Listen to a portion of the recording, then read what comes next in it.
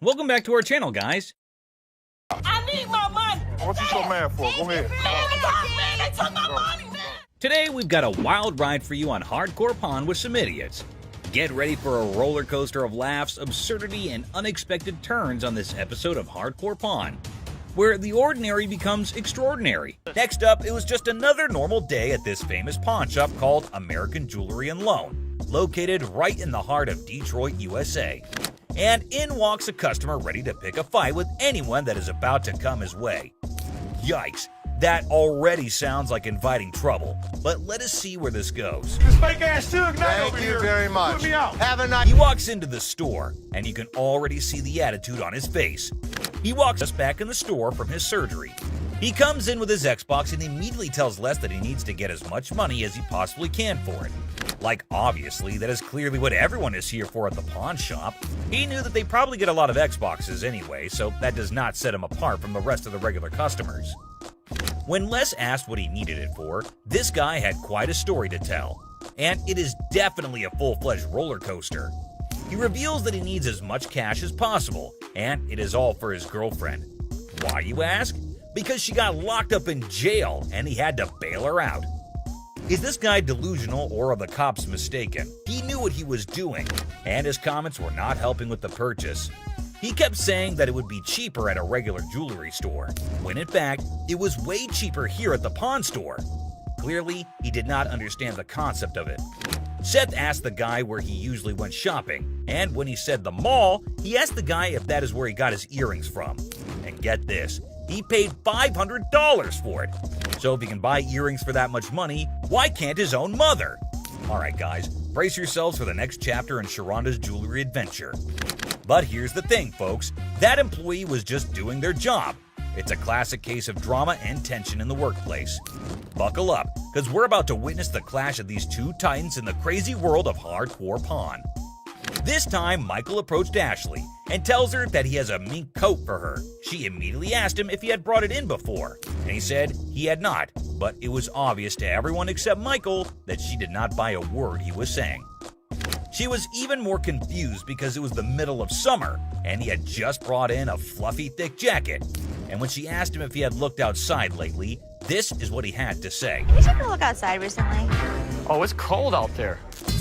Her face definitely says it all. Just to see if he was being for real, she asked him how he knew it was mink, and to that, he had the most ridiculous response.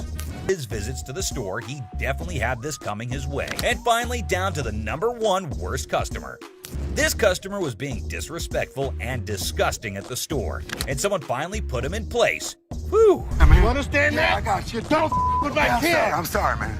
You don't with my kid. He walks in and notices a table and immediately just announces to no one in particular that somebody needed to come to help him out with it. That's really not a nice way to ask. Jeez. Take a look at how he was behaving. Let me lay on this mother. Let's see. This is a sex table? This is for what? He was being very crude, and Ashley notices his presence there very quickly, especially considering how loud he was being. He again keeps shouting for someone to come help him, and then you won't believe this, but he asks for Ashley in person and says she is his girl. Take a look at what he was saying, or rather shouting. Ashley, man. That's my girl. Yeah, I want Ashley, man. That's my... Oh boy, get a load of this, guys. Ashley was absolutely disgusted by what was going down. Turns out this dude we're talking about is a regular at the store, and he's always spewing disrespectful comments left and right. But here's the twist. Most of those nasty remarks are aimed right at Ashley herself. Can you believe it? But wait, there's more. This time, he's taking his craziness to a whole new level, and Ashley's never seen him act this bonkers before.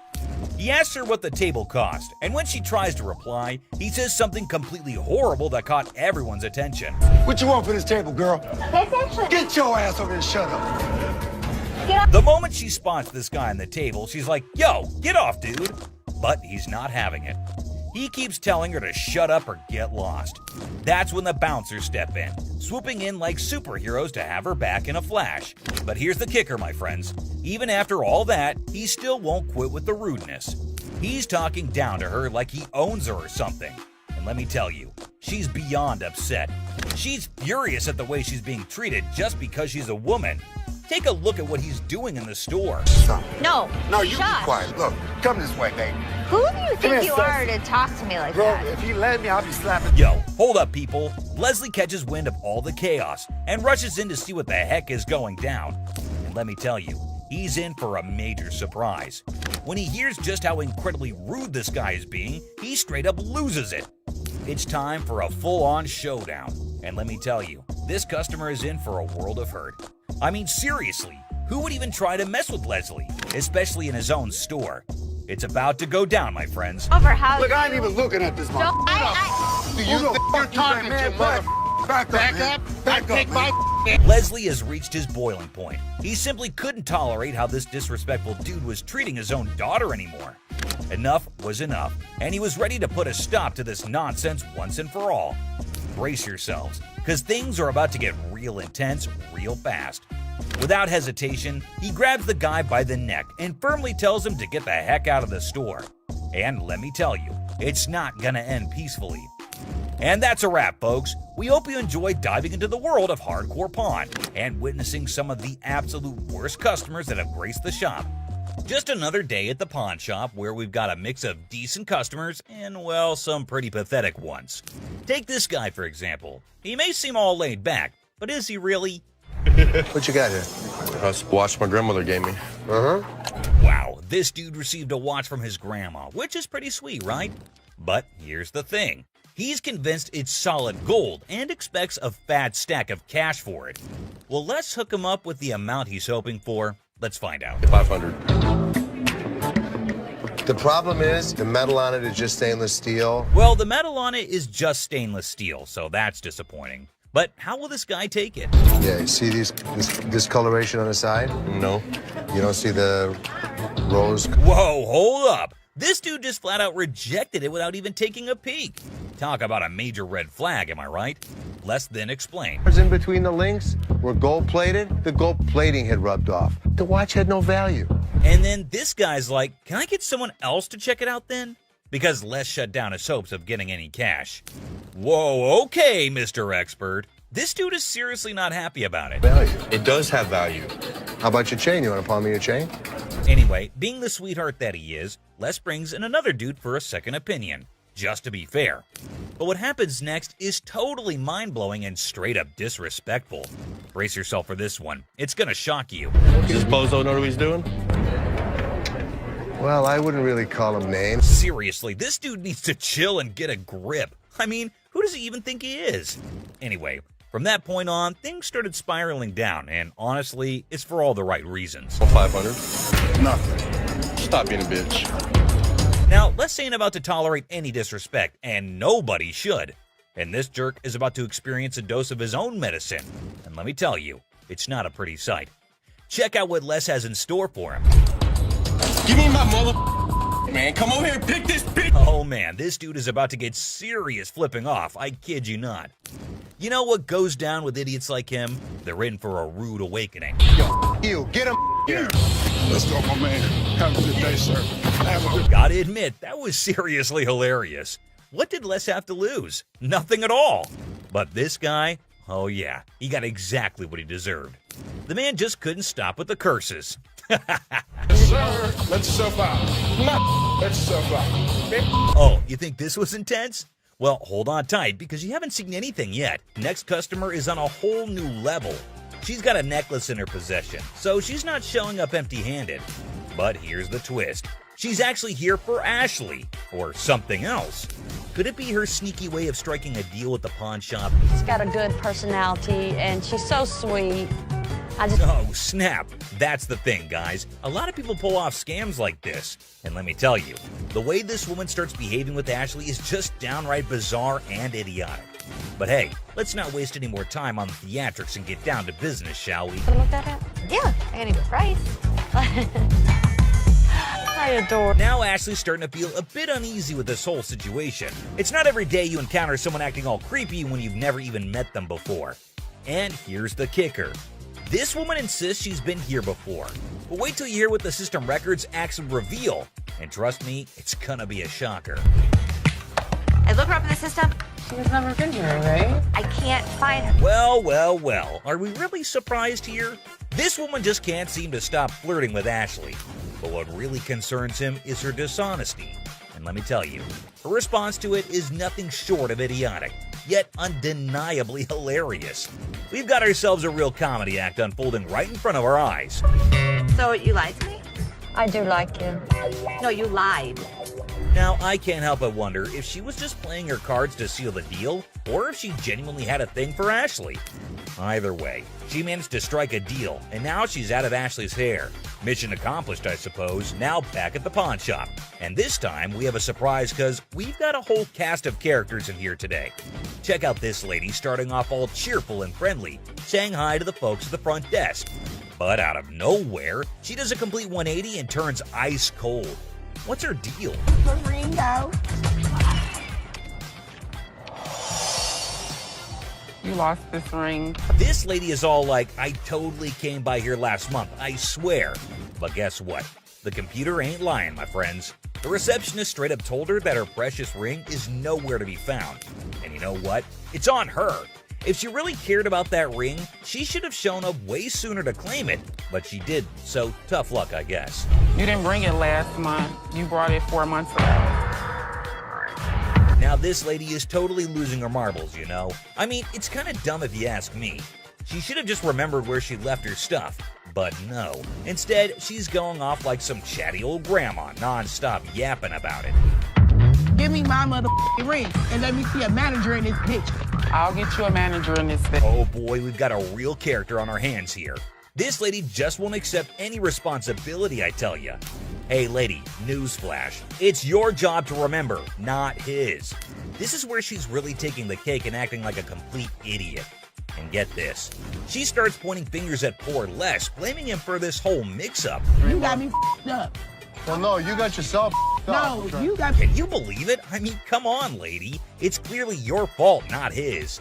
Thank goodness for that bodyguard who swiftly stepped in and removed her from the scene. I gotta say, it's giving me secondhand embarrassment. Just look at the unending drama. Sorry that your grandma's ring exceeded its time limit. You made the mistake. Kicking off with this episode, which is sure to give you quite a jolt. Hey, how's it going? The episode just starts with a casual conversation between Rick and an old man. But look what he's got. Yes, my friends, you just laid eyes on an 1884 Colt that was used in the Wyoming Range War, also known as the Johnson County War. Goes with it.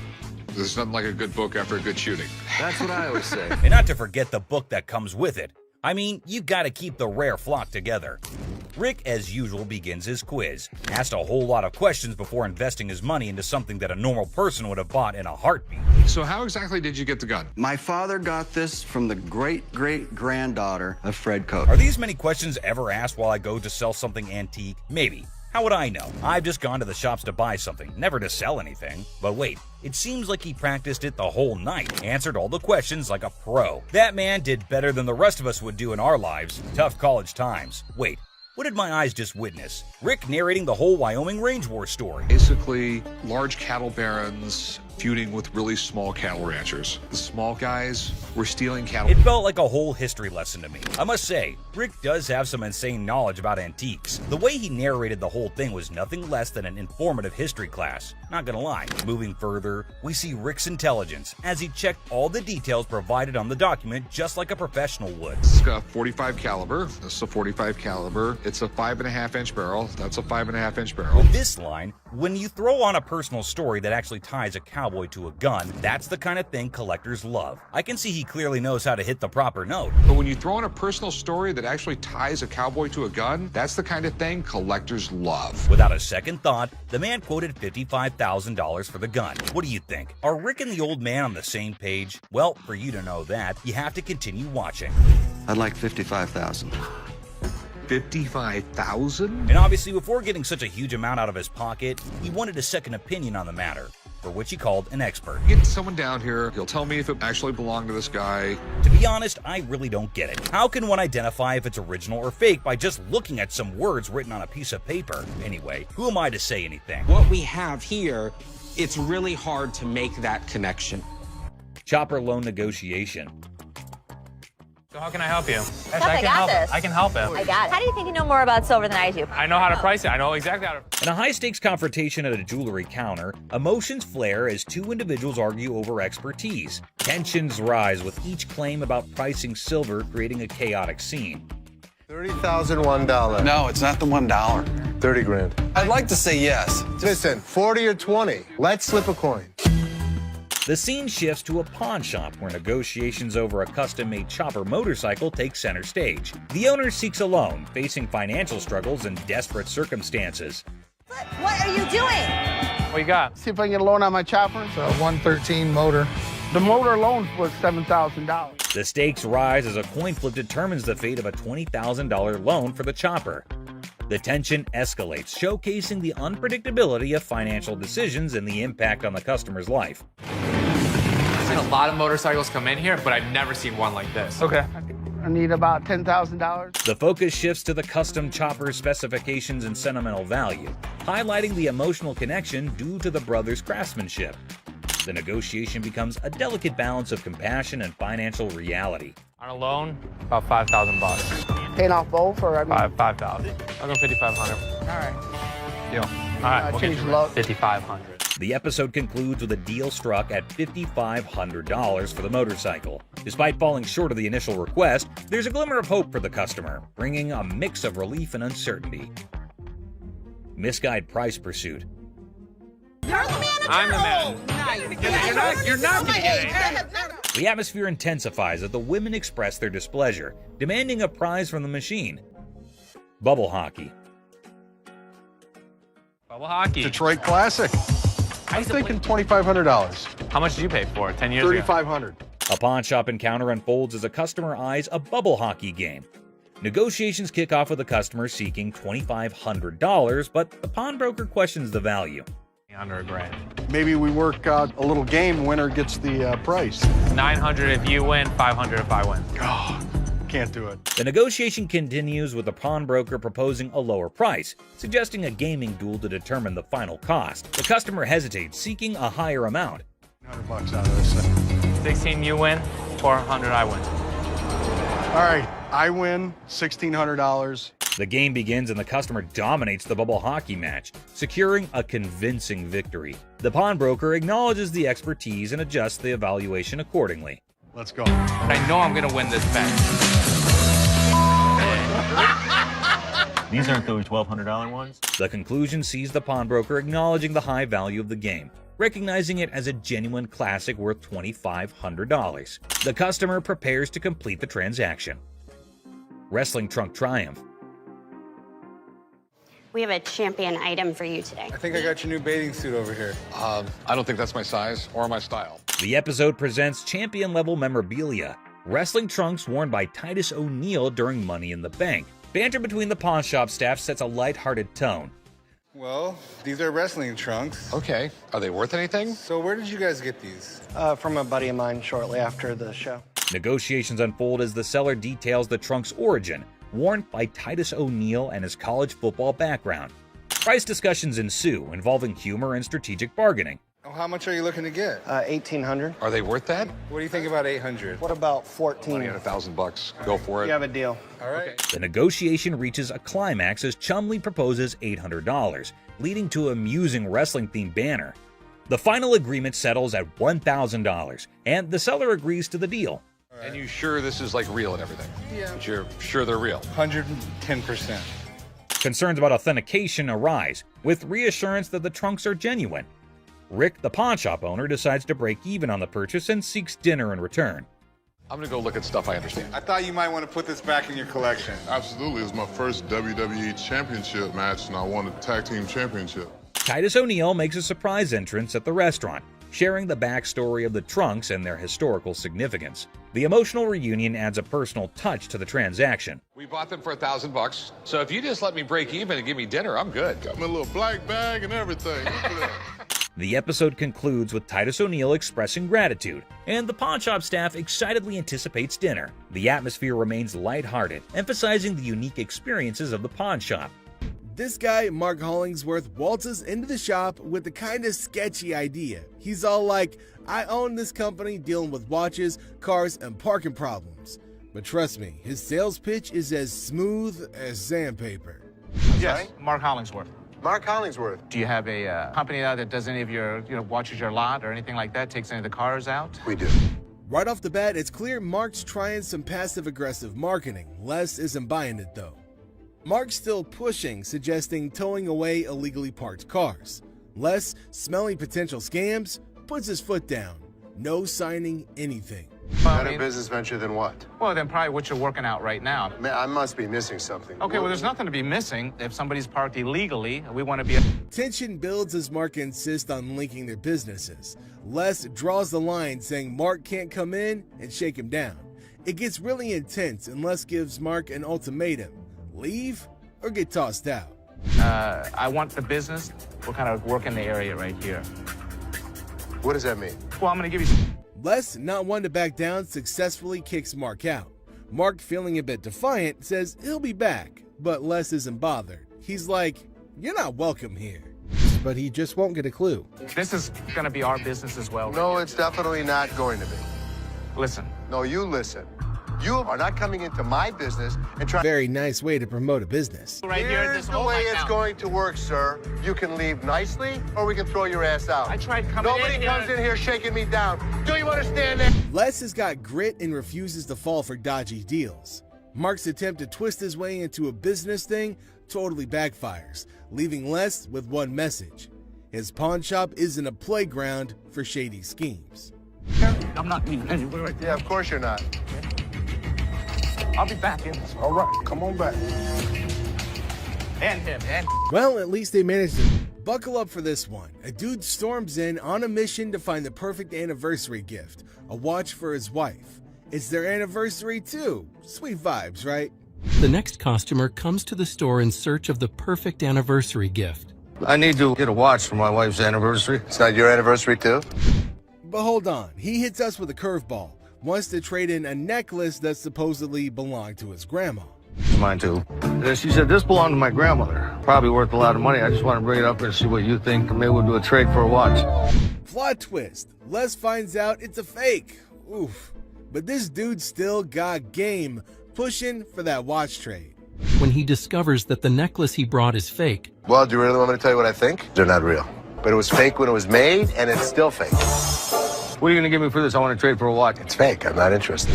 Les ain't fooled though. He's like, nah, that necklace is worth zilch. The persistent husband insists on making a deal. Let me see what you got in watches. And so what are you saying? This is worth absolutely nothing. Absolutely. That's the situation. And then it gets spicy. The persistent husband starts trash-talking Les's family. Big mistake.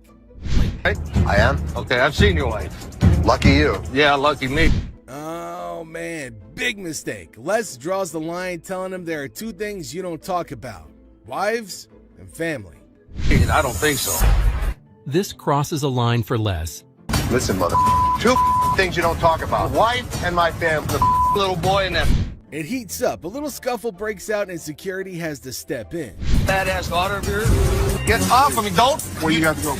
Les isn't letting it slide. He's like, get out and don't let the door hit you on the way. Lied. I hurt you guys so bad.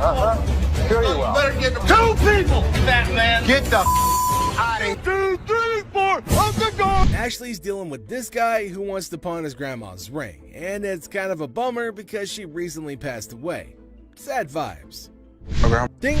But plot twist. Ashley checks the ring and bam, it's fake gold. The guy can't believe it, goes from sad to frustrated. How much is your rent? $300. Okay. Unfortunately, it's not real. What you mean it's not real? It's not. Ashley suggests pawning other stuff like a TV, but that just makes him more annoyed. Leave. Now he's all, I want to talk to someone else. More irate. I need to speak with somebody. Big snuggle buddy Byron steps in, sense of trouble. The guy's getting more heated, and Byron's like, calm down, lower your voice. Then it gets crazy. The guy threatens Ashley. Byron's not having it, tells him to leave. But nope, the guy stays put. So Byron has to physically escort him out. Ashley and Byron are like the peacekeepers, dealing with the chaos and keeping the shop in order. Headed to threaten Ashley, an action that wasn't very well received. Bitch, I'll be back, bitch. Look around, mother. You talking that? Now get the hell out of here. This woman can't believe her diamonds are actually not diamonds. If you like seeing angry senior citizens, then this grandma's got you covered like a quilt. So, I'm here to sell my yays and stuff. Okay. Cartier. I paid $5,300. For these? Yeah, I overpaid.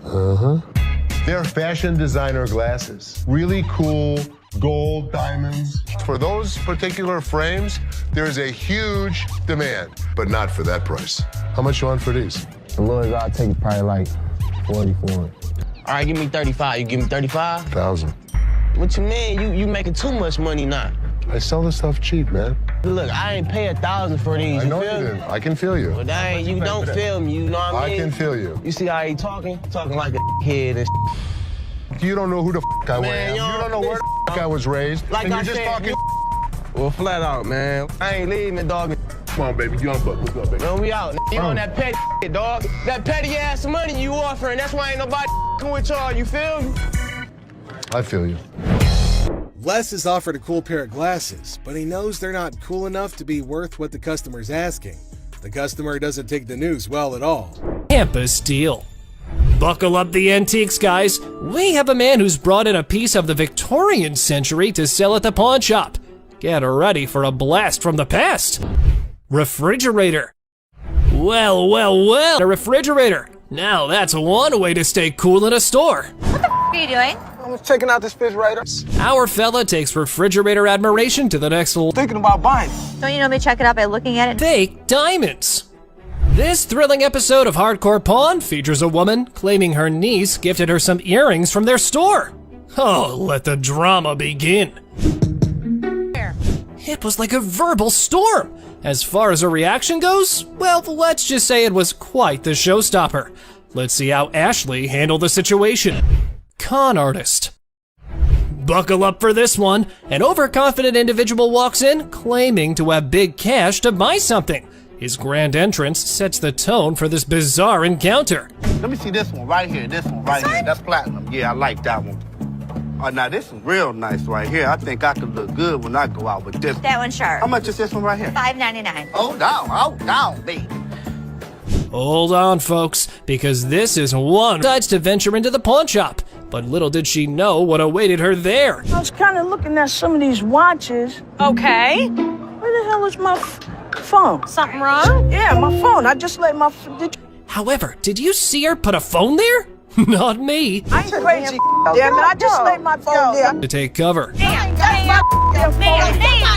When you start attacking another customer in the store, you have got to get out. He put up the receipt and showed it to Les and accused him of cheating and stealing from the women and taking their expensive ring. But Les was cool and controlled his anger. Whoever produced this ticket didn't understand. That is some bull. It may be bull, but that's the truth. I don't know how I got mixed up. But there's the game-changing point. Les, after listening to him, explained that he will reveal the truth now by showing the real receipt that they had. He went and came back with real receipts that they've been giving to the customers. There, he spotted major differences. He notified him of the major changes and started harassing both of them and started using personal attacks. They were all arguing amongst themselves. Pretty crazy. The attorney went back as he can't do anything for the ladies. How are you? I'm doing okay. What can I help you with? Either trying to get a loan on it or you guys can buy it. Trying to sell it for maybe like $150. $50.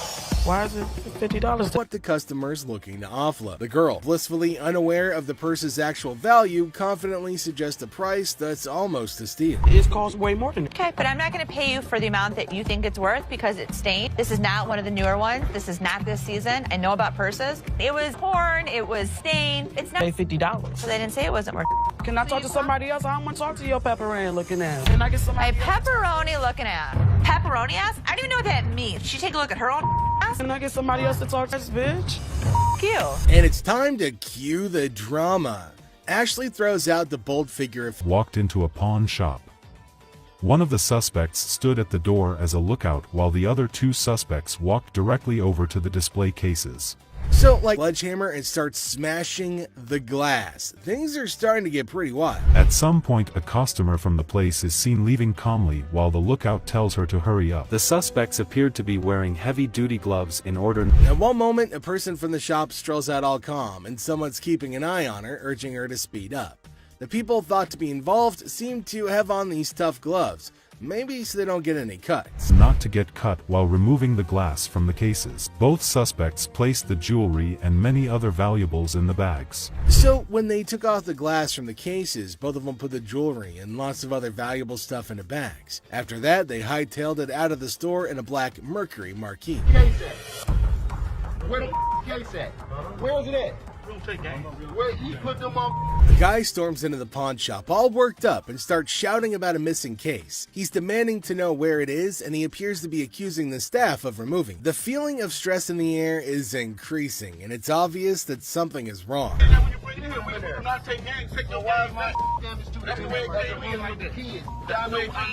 gonna act like I ain't got no sense? He's accusing us of taking games out of his unit. Look at the ticket. It never said with game. The atmosphere gets even more intense as the guy accuses the pawn shop of messing with his games. Unless the cool guy at the pawn shop stands his ground. The customer's getting more agitated, making accusations and even talking about blowing up the place, which is just adding to the chaos. Man, you can get your arms up off belly and none of your body parts on me, bro. After all the stress I have, the last thing I need is a customer causing a scene. Despite the escalating situation, Les stays calm. He tries to talk sense into the upset customer, especially with a big event coming up the next day. I know how to walk. I ain't illiterate because I ain't part of the week, and y'all motherfuckers in my middle and putting them games in there. And you wasn't even standing there when I'm positive. Somebody need to blow this place up. It's time to go, sir. You ain't gonna get my window. Let go. Can I get my week? Don't get it for you, don't worry. You're making a threat like that? The situation becomes alarming when the upset customer makes a threat to blow up the place. Les, rightfully concerned about the safety of everybody, asks the guy to leave. Security becomes a priority, and the customer's demand for his belongings takes a back seat to the potential danger that he's creating. It's a challenging moment for Les, who's just trying to manage the chaos caused by an irate customer. Gunfire and negotiation. It was handed through the generations to me. What are you trying to get out of it? I'm looking for $50K. 50,000. 50,000. Corey introduces Alex to Craig, who has a fascinating antique wheel lock gun. The guys are amazed by its rarity and history, and Alex is about to share some cool facts. Man, this is stunning. Dating from about 1600s. I've never seen anything like it before, but he's asking $50,000. Alex dives into the history of the wheel lock, revealing it's a German-made firearm from the 1600s. Craig is nervously considering a $50,000 price tag. Alex suggests a test at the range. Yeah, this is special. I love this wheel lock. And you still want 50 grand for it? Absolutely. After research, Alex discovers that the gun belonged to a Prince Archbishop's personal guard. The guys head to the range for a nerve-wracking but successful test, and Craig's asking price is discussed. Nice! What do you think it's worth now? I think it's $40,000. In a quirky twist, Corey notices devil emoji targets for a gun designed to protect a Prince Archbishop. The gun fires impressively, and Alex estimates its value at $40,000. Not as easily as I could do 30. I would go 32.5. We'll lose it over that. We'll do 32.5. The negotiation begins with Corey expressing admiration for the unique gun. After some back and forth, they settle on $32,500, striking a deal for the exceptional wheel lock gun. Churchill letter. A historical dealer brings a Winston Churchill letter to the pawn shop. The seller's writing? Not so great. But hey, it's Churchill, and the drama begins. I have a Winston S. Churchill typed letter signed. Okay. A quirky twist. Churchill wrote to a food writer about a paperweight from Benjamin Disraeli. The pawn shop team dives into the historical circus, paperweights and all. Enter Steve, the expert, unraveling the mystery of Churchill's signature. The magnification saga begins, complete with ink flow discussions and hilarious attempts to decipher the genius's handwriting. A surprise appearance by a 1968 Jack Kevorkian Volkswagen van shakes things up. The chopper deal is done, but now Churchill's letter gets a comedic price tag dance. Negotiations, magnifications, and laughs galore. The thing I do like about this is it's got the writing on it, and I would put the value at the high end of that scope, so probably about $1,500. The final act, the pawn shop owner, a smooth talker, bargains down to $1,200. The deals are sealed and everyone heads off with laughs, paperweights, and probably a newfound appreciation for historical handwriting challenges. I think 1,200 sounds good. All right, it's a deal. Thank you, Mr. Harrison. Meet you right over there. We'll do some paperwork. Goofball. Our tale kicks off with a grinning goofball strutting into a watch shop, exuding joy like he just hit the jackpot. His guest snagged the ultimate timepiece. The shop's proprietor, eyes sparkling with mischief, unveils a watch that could outshine Big Ben. Our hero, wide-eyed like a kid in a candy store, marvels, wow, treating it like a time-traveling marvel. But oh snap, it's tagged at a hefty $75. Cold, hard cash, not Monopoly money. Undeterred, our bold hero eyeballs another watch, a jaw-dropping $599. His face? Priceless shock. Unfazed, he blurts, "Yes, I want it!" Then comes the knee slapper. He pulls out a crumbled $2 bill. The shopkeeper holds back laughter, educates him. "That's $2,000, sir." It's a $2 bill. Okay, and it's worth $2,000. You can practically see the gears in the guy's noggin spinning, desperately seeking a way out. "Anyone up for a cash exchange?" he suggests, madness twinkling in his eyes. The shopkeeper, smelling trouble, hesitates, perhaps a financial genius or a victim of too many cartoons. In a wild finale, our hero, with a mischievous grin, hurls absurd insults like, "You're chunky with a giraffe-like neck." The bewildered shopkeeper calls in the guard. Enter the guard, booting out the funny guy, leaving the shop in stitches. Have a good day. Big Mouth is hungry. Unexpected drama. Strap in for a wild pawn shop ride. A lady steals the spotlight, but surprise, Mr. Sneaky tiptoes in for a bear hug, sparking unexpected drama. Gasps echo as the leading lady jumps, but it's just a playful fella.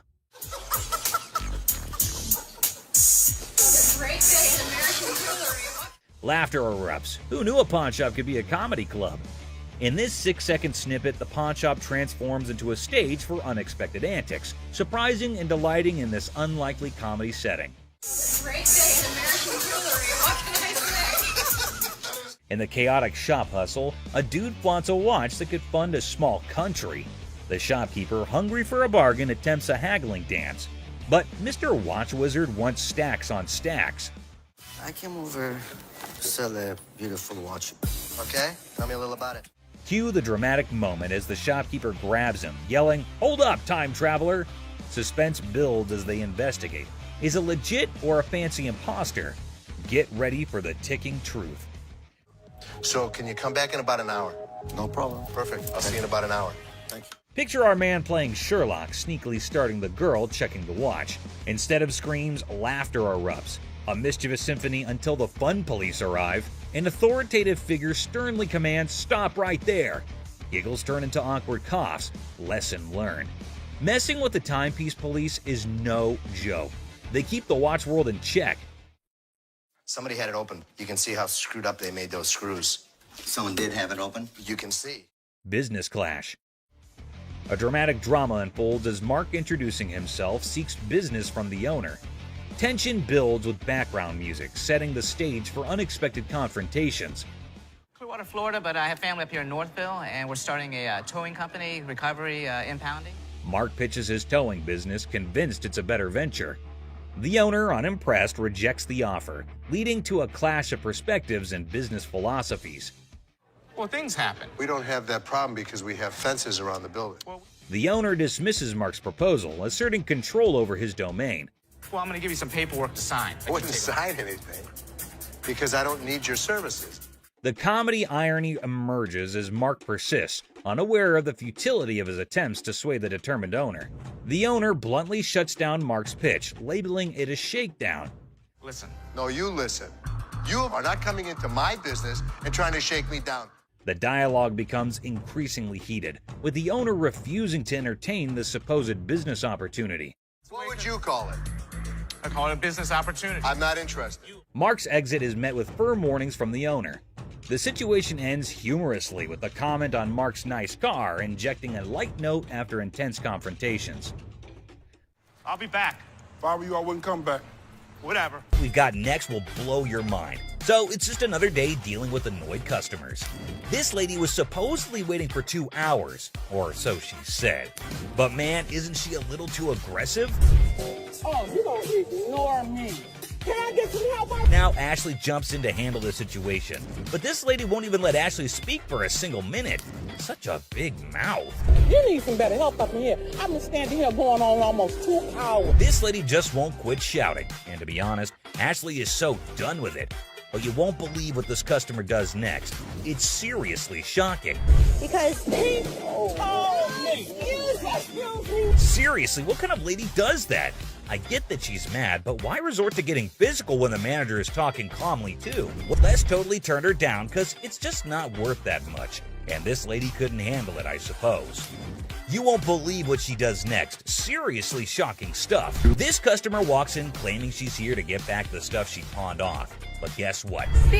Buy. Not pawn. They were buy. Turns out she didn't pawn anything. She straight up sold it off. Man, this lady is clueless. She doesn't have her ticket and she expects someone to help her out? Seth tries to intervene, but it's pointless because this woman just can't grasp the fact that without the ticket, there's nothing anyone can do. If you bring me the ticket, I'll be more than happy to take care of it for you. I need my... Show me the ticket. I don't have my ticket. Now she's all paranoid, thinking people are trying to deceive her, and she's planning to take matters into her own hands. Uh-oh, that can't end well. At this point, it's best to just walk away, lady. Phone call. A little phone call? Be up here to handle y'all mother. Who you having? This lady is refusing to leave until her brother shows up to give the pawn shop owners a beating. How messed up is that? Seriously, this woman needs to just shut up. Better be ready. For what?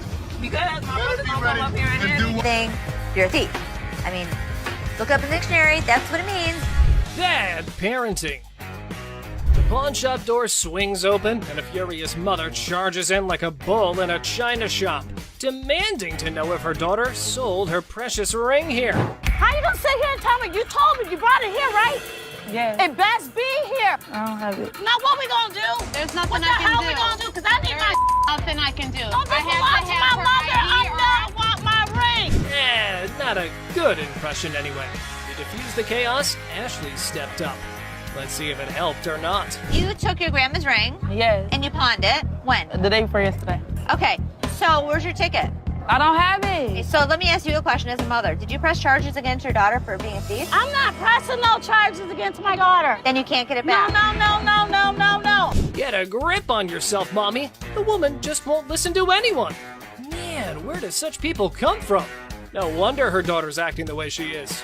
I came in here to try to resolve the situation. But yeah, you want to Get out. No. Hey, get off him. You better figure out some way to get your mom's ring back. Watch when I get your ass home. Now see, now you got labeled as a thief. Coin thief. Ooh, there's a new player in the game if you want to avoid glitter and dancing. But anyway, this punk got mad, and here's what happened next. Want to go out for the pass? Here comes a young man eager to make a deal at the shop. A young man comes into the shop. He's waving something around, claiming he wants at least $100 for it. Les, the owner, isn't having it, saying it's not worth that much and offers him $20 instead. To the shop. I'm trying to see how much I can get for this. I'm trying to get at least $100 for it. $100? Yeah. I won't even be able to sell it for near that. So how much can you give me, man? $20? The young man is not thrilled, insisting he needs at least $100. I need my money. I'm gonna need at least $100 for this. You paid $200 for that, I overheard? I'll sell you like 4 of them for less than that. Why would I want to bow? I'm trying to get... Tempers start rising and he's yelling for more staff, demanding to see a manager ASAP. Les, sensing the commotion, steps in. Dollar! Why is there more staff out here? Get some help. I've been waiting for an hour. I need to see a manager right now. The situation escalates quickly as the young man disrespects Les, calling him old man. On. What the you gonna do, old man? Who you calling? This sets Les off, and in a moment of rage, something regrettable happens. Les takes charge, telling the young man it's time to go, and the drama unfolds. Thing he will regret later. Who the you calling him? Really, mother? I got this. I got it. You wanna give me more than $20? Les takes matters into his own hands. Time to go. Nikki's got this customer who's upset about the cash offered for her golden bracelet. They usually give me 3. Okay, gold dropped, so. That's not my problem. She expected $300 like last time, but Nikki says it's $250 now because the gold price did a little dance. She started clamoring for a manager over and over, like that was gonna solve anything. I want to speak to your manager. What price did you give her? $250. And you need how much? 3. Okay. Just because the price of gold is going down, that's... Now, this customer isn't having it. She's like, I want a manager. But surprise, Ashley steps in. Not a manager, but trying to explain the gold market. The customer's having none of it and wants that extra $50. You're not understanding. No, I want my $50. The extra $50. If you want no, give me my extra $50. Come on!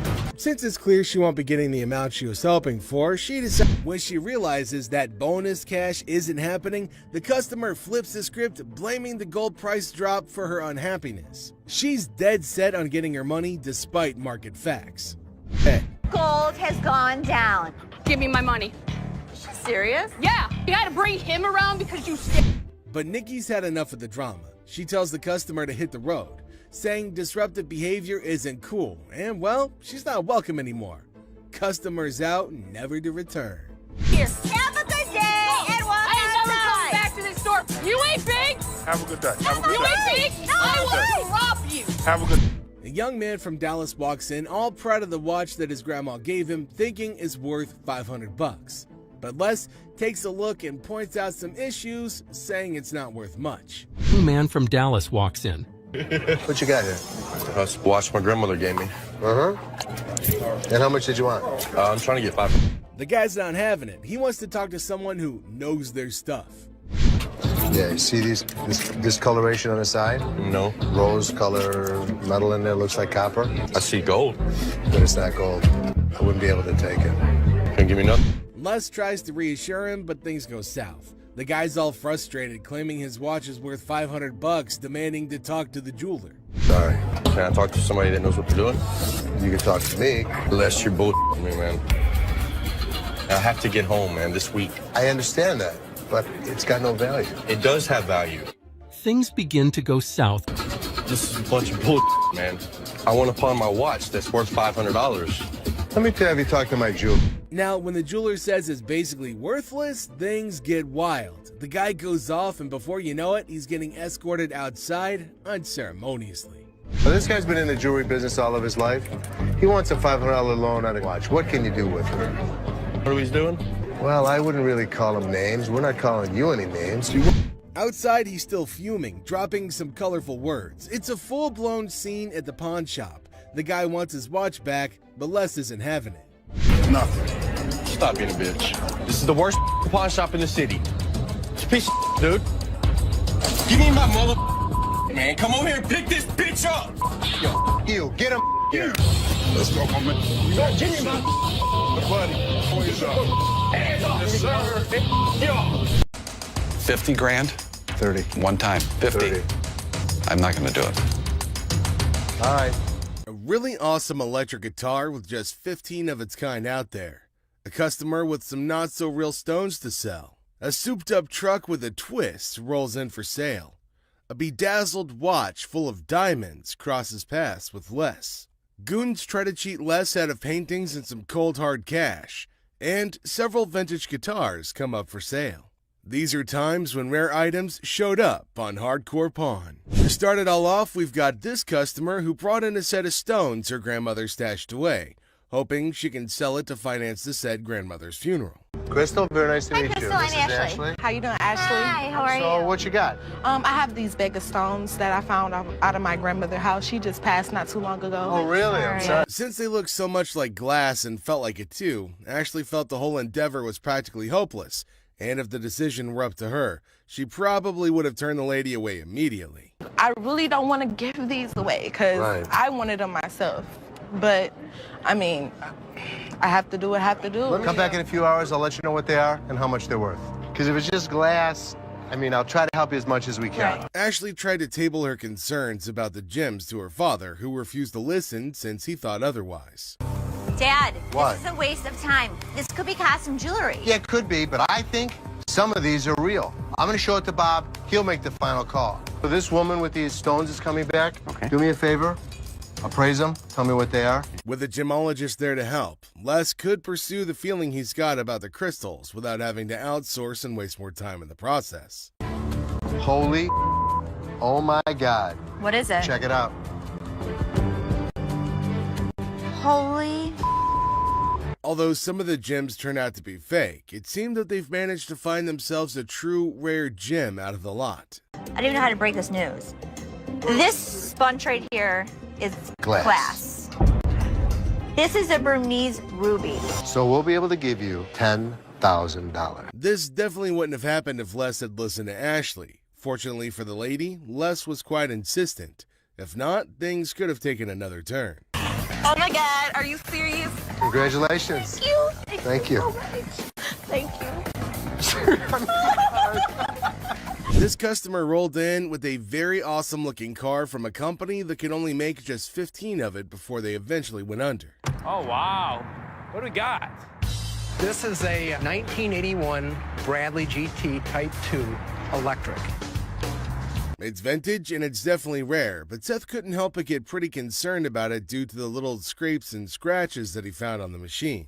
And another cause for concern would be any potential part damage from usage. Wear on it. Like, how would you even find replacement parts for it? Well, actually, the chassis parts are all Volkswagen, easily replaced. I'm a huge car buff. This is the Motor City. So when a customer comes in with a 1981 Bradley electric car, it's going to pique my curiosity. After a very thorough search on the internet, Seth found out the car was actually as rare as the man said it was. The only issue, though, is the fact that it's worth next to nothing. There's only 50 ever created, right? So I can appreciate the fact that you want $50,000 for it. The one that I saw selling was under $10K. There's no way the seller's going to take that deal unless he's in dire need of money. So it just seems as if Seth is trying to chase him off. Yeah, I just can't do that. Yeah, no, it's a cool car. Yeah. It's tough. It's tough. So, Appreciate it. Thank you very it. much. Yep. The store has had a lot of rare vehicles brought in, but this truck is definitely one of the coolest, if not the best yet. How you doing? Nice to see you. Wow-wee. That's the biggest truck I have ever seen. It'll be a thrill to take a ride in this beautiful behemoth, so it's quite easy to understand how Les and Seth were feeling as they got to ride in the truck. What makes it kind of fun is you can always play with the steering on it. Then you can freak people out going sideways. Oh, geez. Awesome. The extra controls out back was just too cool to be true, and Seth wanted to do the honors by testing it out himself. Turn. Let's go. Yeah, he's good. I'm good. Whoa! As they settled in to negotiate on the price of the truck, it was quite obvious that the truck would be worth a back-bending amount. Real costs, the painting. So 70 grand wouldn't buy it. No, sorry. 80. Seth really thought his father was going to go for the deal despite the big figure involved, so he kept on sending scathing glances his way. Thankfully, Les managed to pick up on the cue. I would love to drive it in the winter. I would love to drive it in the summer. I'd like to drive it in the spring. I'd like to drive it in the fall. 90 grand. 95, we'll do it. Come on, let's go. The truck might be super nice to have and ride around in, but to sell it might be really difficult to do. After all, there's no way anyone would actually think to waste that amount on a ride unless they're super rich. The way to do business is to invest in stuff. Yeah, but you're investing in something that you thought was cool, not something that we can actually make some money on. Seth, it's cool. There's no doubt about it. This customer brought in a really nice high-end watch that he's got that's been completely bedazzled with numerous tiny diamonds. Beautiful watch. Okay, tell me a little about it. Well, I traded this watch about 2.5, 3 months ago. Very high-end watch. How much did you want for it, sir? I would like to get 36,000. It looks nice and all, but Les felt there was something wrong when he noticed the state of some of the parts of the watch and how worn out it was. Okay. We get a lot of counterfeits around. So can you come back in about an hour? No problem. Perfect. I'll see you in about an hour. Thank you. To confirm if this deal is worth taking, Les scheduled a meeting with the man for later, using the time he's been afforded to get it checked out. Tell me. Somebody had it open. You can see how screwed up they made those screws. 9954. Okay? Do me a favor. Tell me if the watch is counterfeit. Still trying to plan their next move after they got their hands on a couple of super rare paintings. The Golds are dumbfounded when an individual called in claiming the paintings are his. I apologize for interrupting, but there's a guy on the phone. He says he's the guy who owns the artwork, and he's really pissed. What line is he on? With no other option, Les had to talk to this character who's bumbled in to disrupt what could have been the deal of a lifetime. Oh, it's my pleasure. About my paintings Okay. that Dina Jones and Anthony Erickson brought to you. Who owns the paintings? I do. The guys who brought the painting went even further with the whole scam by making up stories in their bid to convince the man. So, Do you know Dina from past dealings? never. Well, they've lied to me and told me you knew her dad. The owners of the property. $425,000. Let me stop you right there for just a second and tell you the number that you just quoted me is a different number than what they've quoted me. There's no way he stopped there too. The only reason they came up with the entire scheme was so that they could get more money off of the deal. Of course, Les was about to find out how much that is. I don't know anything about art. This Okay. came to me in a lot. Okay. Okay. All the information that I have is what I've researched personally and the documentation that they brought up with you. There's no way Les would let this great opportunity slip past him, so he decided to ask if the deal was still on or not. Would you be willing to fly to Detroit for the day if we picked up the airfare? Absolutely, sir. I'm sorry that it started out this way, but You know what? I don't care how it starts as long as it ends on a positive note. Nothing says rarer than first-generation items from a popular line, and this guitar could be counted as one of the rarest of its kind. I got something I want to show you. This is the 1930s, one of the first lap stills that came out from Rickenbacker. Rickenbacker made some of the first electric guitars. Okay. Karen was genuinely interested in seeing the guy playing it, and Les wanted to see if the guitar was even functioning properly, so they let him have a go at it. I really want to see you play it. Give it all you got.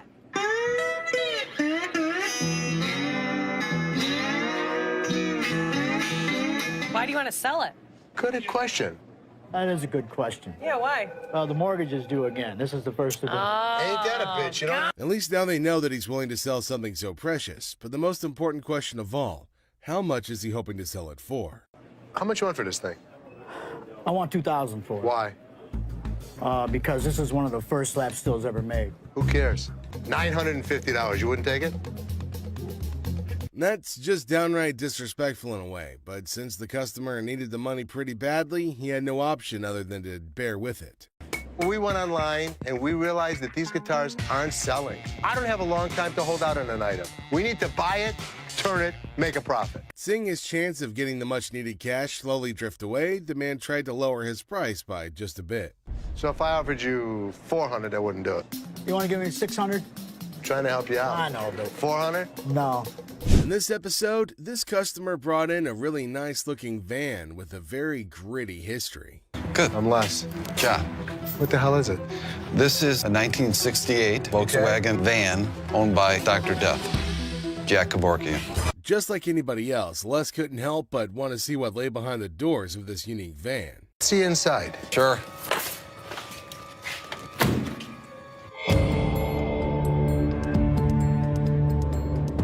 Well, you either love it or hate it. But I love it. This is definitely a piece of Detroit. He's asking for something within the hundreds of thousands range, and despite this van being a museum-quality item, that's just too expensive. Les has to think deeply to know if he wants to take this very risky step or not.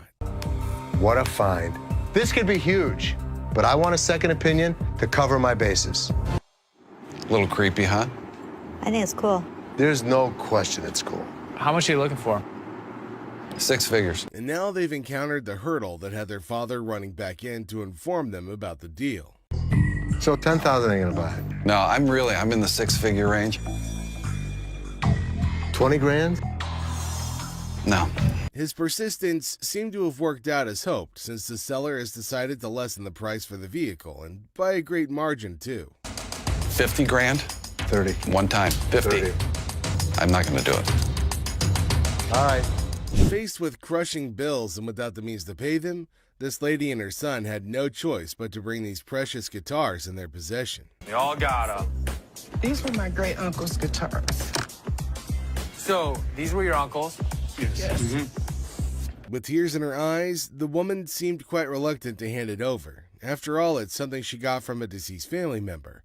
But faced with a choice of either losing their house or keeping these items, it's obvious which option that she would choose.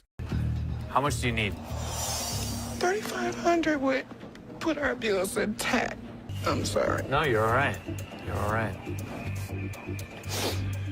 Whoever had them enjoyed them. After checking the guitar out himself, without preliminary knowledge whatsoever, he knew this guitar was definitely something nice, and since Les wasn't around, all he could do was offer within the limit and hope for the best.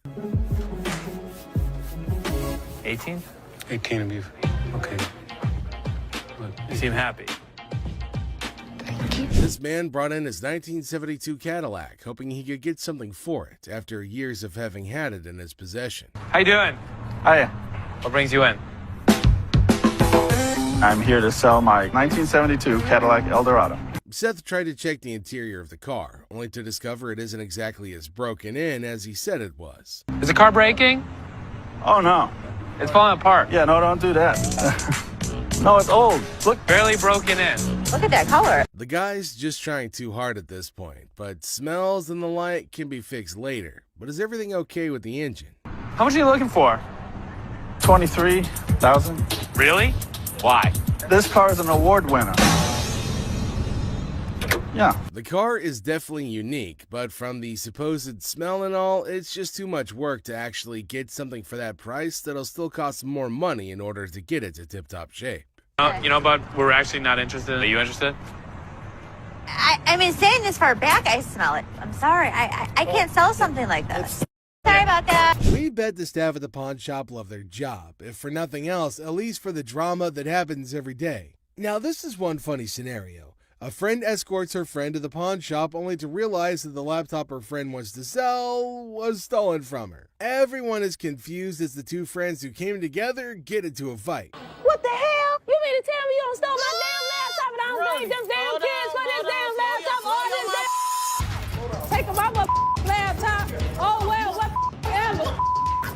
I think that these women were fighting. Now, these women are causing a scene, but they don't care at all. At least the fight's not against the staff of the pawn shop, so Les isn't bothered at all. Just when Les was about to hear the full gist, the friend who successfully got her laptop back came back for a rematch. Les is standing looking lost. My laptop. You walk your punk ass home, bitch. You had my laptop all this time, and I'm thinking these still getting that my... The funniest part of it is that the friend who threw things missed them all. She could steal her friend's laptop, but she can't even throw a can at a target? Now, on second thought, this lady's audacity is pretty insane.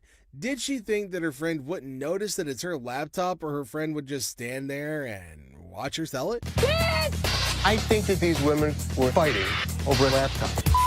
You know what? We ain't even friends no more. You don't come to my house. At least they weren't yelling at us. Little bony ass bitch. Walk home. Get money, bitch. Walk home. Walk home. The man walks in with a unique Native American artifact, and Seth loves it. Things go south when the seller uses Ashley's joke on her. Now, Ashley doesn't like it, and Seth isn't helping matters either. The problem is that Ashley is too emotional to be a businesswoman sometimes. So, the pawn shop loses an artifact because of an innocent joke that was even apologized for. And to think that Ashley started it makes it even more ridiculous. Doing? How you doing? Got a few Native American artifacts here for you. This is a tomahawk right here. This is the war club. Resembles you, doesn't it? It's closer to you. It is, right? It's the same color hair. 90 bucks? No, actually, I'm not interested. He was rude, Seth. He was just joking. He was not joking. My sister takes things way too personally. He was rude. Why do these guys think they're entitled to money from the pawn shop? Like, there's no law that forces the pawn shop to buy an item from them. I'm just looking for a couple dollars, you know what I'm saying? To be honest, I don't think we're gonna take them, brother. You say what? We're not interested. American jury. Where the is the loan at? Don't try to stare me down either, cause y'all gotta close. This mother thought he was a badass. As you can see, I'm a badass. They say to be confident when making an offer, but this guy took his confidence freaking overboard. What part of Les does not need his services does Mark not understand? Do you have a company out that does any of your, watches your lot or anything like that, takes any of the cars out? We do. Okay, how's that working out for you? It's working out great. I'd like the opportunity to maybe go over some paperwork with you. We don't have that problem because we have fences around the building. Well, we've done a couple other business around here. I don't think you're understanding what I'm saying. This is gonna be our business as well. No, it's definitely not going to be. I'm not interested. You old man, you and you guys are running this sale right here at this whole Here's the way night it's now. going to work, sir. You can leave nicely, or we can throw your ass out. First thing in the morning, and this customer just decided he wanted to mess with Les. What the hell's going on? Hey, man, I need some money. I got kicked out. My mama kicked me out last night. Les saw him when he picked up all those items before bringing it over to meet, so he definitely thinks he could take Les for a fool. Where did you really get it? My mom's basement. Tell me where you really got the vacuum. My mom's basement, man. Where do you think I got it from, fool? With how bold this guy's being, even going as far as insulting him, Les couldn't help but get even more furious than he already was. You think I'm that stupid that I didn't see you pull the off the floor? You, what are you gonna do? What are you gonna do about it, bald-headed? It's hard to believe Les actually let him stay that long. Normally, his security personnel would have yeeted the piece of crap out on the lot. Get out of my store. You understand what I just said? What are you gonna do if I don't? Do it. Keep walking, buddy. Well, he screwed around and he found out the hard way. Bet he's not going to think about doing that again anytime soon. You start dealing with this particular crazy lady, and there's no way she's going to turn back now. Follow me no more. I won't come back in this bitch. All the motherfucking times I've been coming in here giving y'all my motherfucking and this is how I'm getting treated, y'all. Les gets this customer who's trying to sell a watch she apparently won this one, all right? After reading through one of their ads, this lady came over to make a very odd inquiry. I was trying to find out because your sign was saying that I can get 30 days of free cash. Well, she read all right, but she didn't quite understand it at all. The customer came in hoping to pawn his rosary, claiming it was an antique. It's been passed down from generation to generation to generation. Now it's mine, and I'm trying to put you in the game with this crystal. Just because it's old doesn't make it a really valuable item, but it seems this man doesn't want to acknowledge that at all. So, how much can I get? Well, you can't get anything. It's not diamonds, it's not gold, it's just crystals. Honestly, I think Les has said all there is that needs to be said, but we'll just have to, make things clear he's got no other choice than to repeat himself. How much would you pawn this for? I won't take that in pawn because we only take precious metal. Well, this is precious. To you. To me. With his demeanor through this whole thing, it's pretty clear at this point that this guy's gonna be trouble. Work something out, man. No, I can't take it, I'm sorry. Well, I think you need to work something out with me, man. Trying to strong-arm the poor guy isn't exactly the right way to conduct business. Tell him it's antique, man. Nope, it's not antique, bro. I don't want to talk. Me and you. No deal. Deal. No deal. He's been introduced to the antique expert. Now it's time for the antique expert to introduce him to the door once again. I'm gonna talk about it on the way out the door. Hey, hold on, man. Hold on, brother. Hold on, man. Hold on. I can leave on my own. Hey. This customer came in to pay off the interest on an item she's pawned earlier, even though it was way past the due date. How are you? I don't know. I'm about to see. Okay, so you want to pay off your interest today? Yeah. From how snappy she was being, it was only natural she'd eventually end up on Ashley's bad side. Okay, you owe $50.60. How much? $50.60. Where the that come from? The moment Ashley told her how much she owed, she went on a very huge rant in a fit of rage. I owe $50 for Actually, my ass. I didn't know somebody that age knew so many swear words. Like, it was just, wow. She's speaking so fast that it's really tough to understand what she's trying to say at all. It's like nobody understands the words coming out of her mouth. Getting riled up and screaming spooks me out. Okay, well, let's catch up again. Spook that job. Yes, spook that job. What can I say? Ashley tried to be as patient as possible with her, which is a first if you're new to the show. It's called Yiddish. What the is a Yiddish? Yiddish with a Y. Well, I understand that either. I understand Ethiopian. How about that? The customer would eventually wear her patience thin with her obnoxious attitude. You can pay off your interest. Actually, you have three. You can pay off your First interest. it was one. First it was two. Now it's three. Can you please make up your damn mind and tell me what the I gotta do? Just like she's always done, Ashley decided to screech her answers back in an attempt to match her energy, since her previous attempts didn't really get very far. Okay, then go pay $50.60 and come back when you want to. Where the is your boss at? I'm the boss. Now what? I can't get a little bit behind. Hold on, man. Since he was being quite irrational, they decided to carry him out of the store, screaming and kicking. Can't get one. Get full. That's good. That's good. Let's go up the game, party.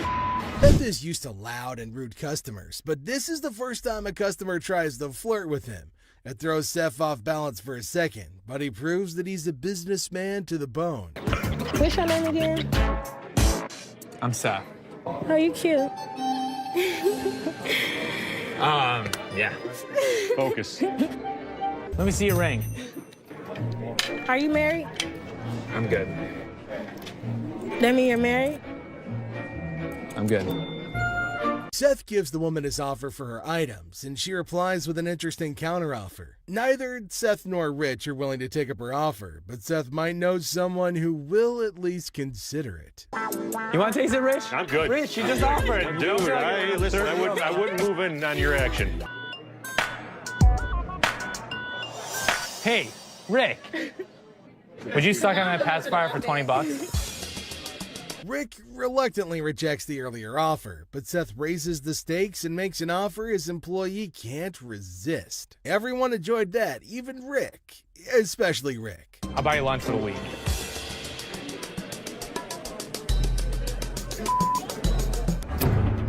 Ready?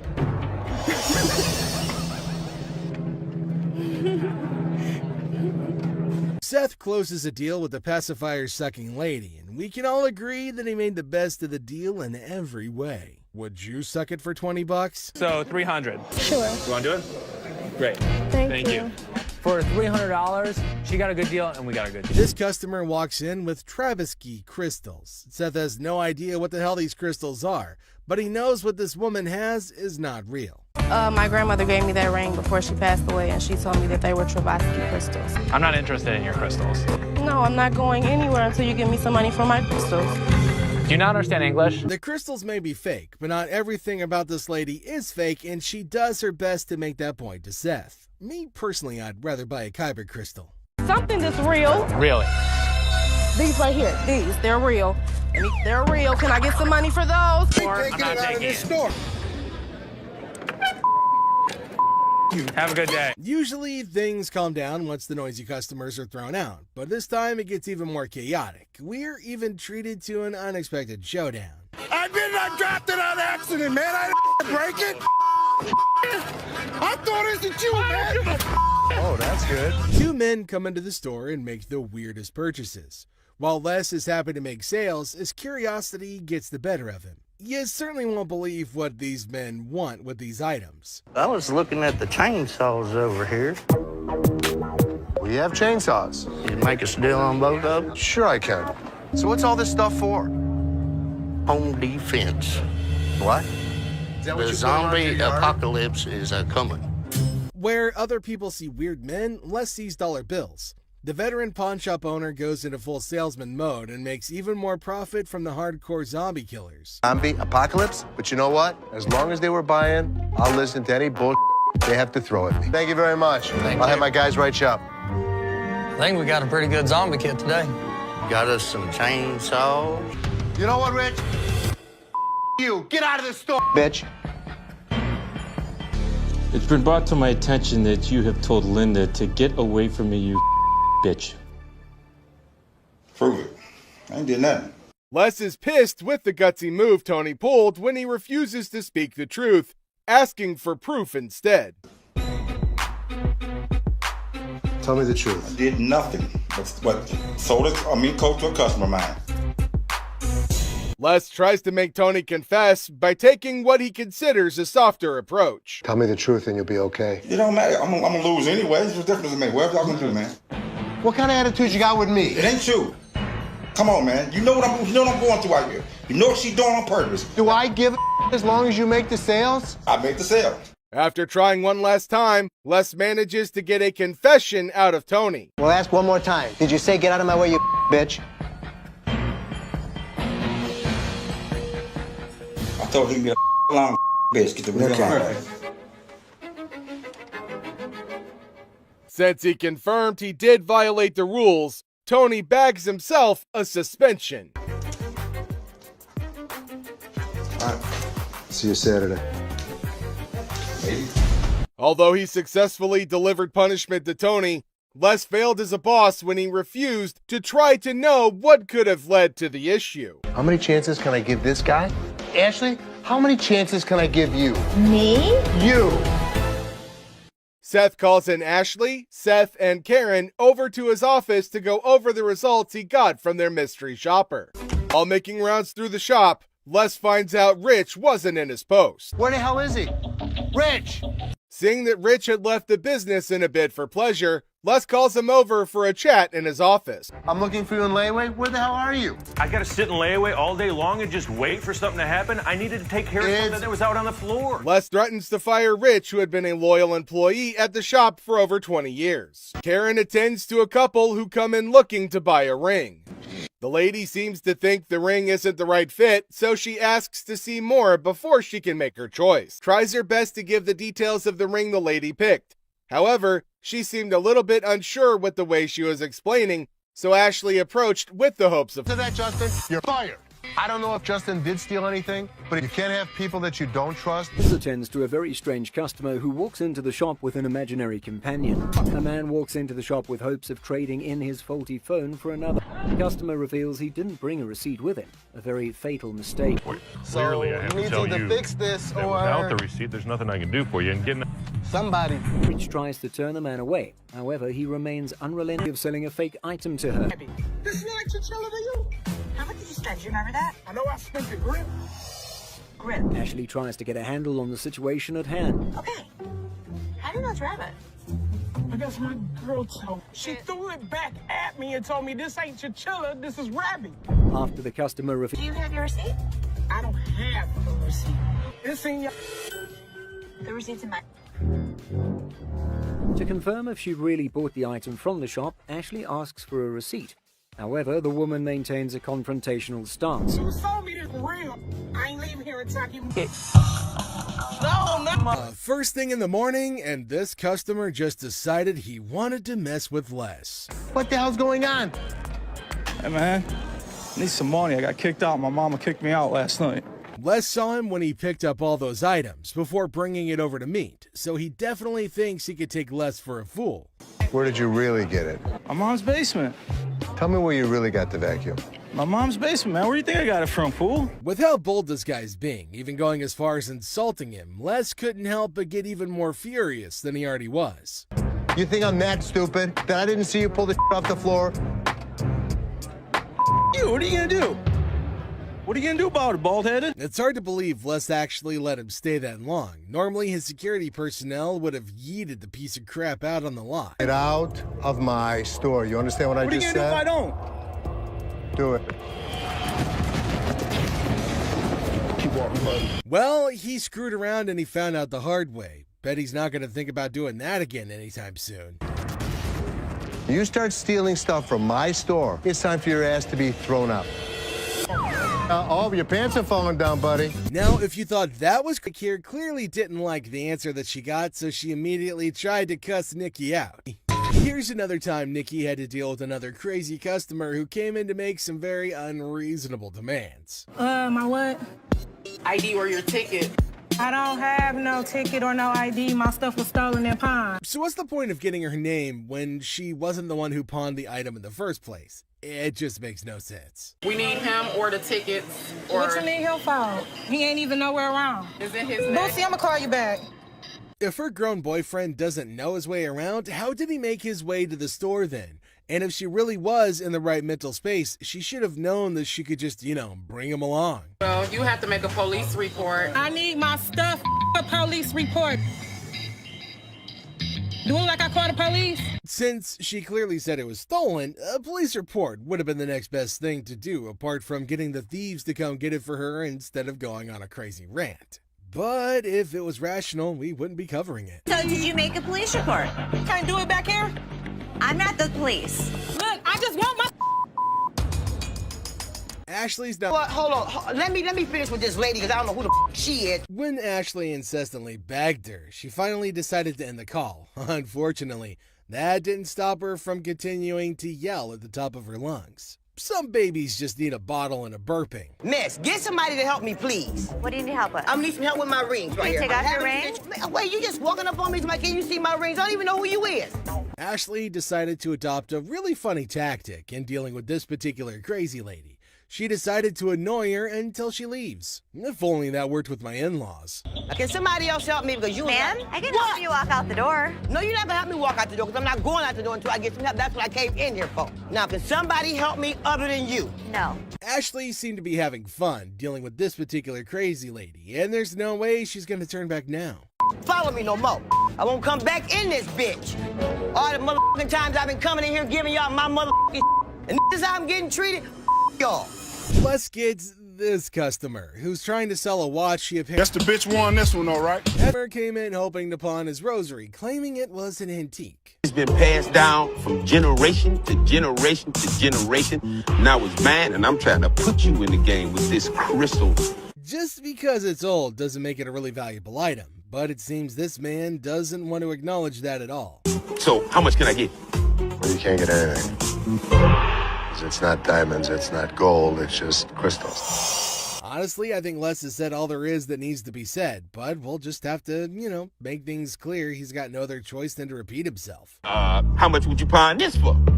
I won't take that in pawn because we only take precious metal. Well, this is precious. To you. To me. With his demeanor through this whole thing, it's pretty clear at this point that this guy's gonna be trouble. Work something out, man. No, I can't take it, I'm sorry. Well, I think you need to work something out with me, man. Trying to strong-arm the poor guy isn't exactly the right way to conduct business. Tell him it's antique, man. Nope, it's not antique, bro. I don't want to talk. Me and you. No deal. Deal. No deal. He's been introduced to the antique expert. Now it's time for the antique expert to introduce him to the door once again. I'm gonna talk about on the way out the door. Hey, hold on, man. Hold on, brother. Hold on, man. Hold on. I can leave on my own. Hey. This customer came in to pay off the interest on an item she's pawned earlier, even though it was way past the due date. How are you? I don't know. I'm about to see. Okay. So you want to pay off your interest today? Yeah. From how snappy she was being, it was only natural she'd eventually end up on Ashley's bad side.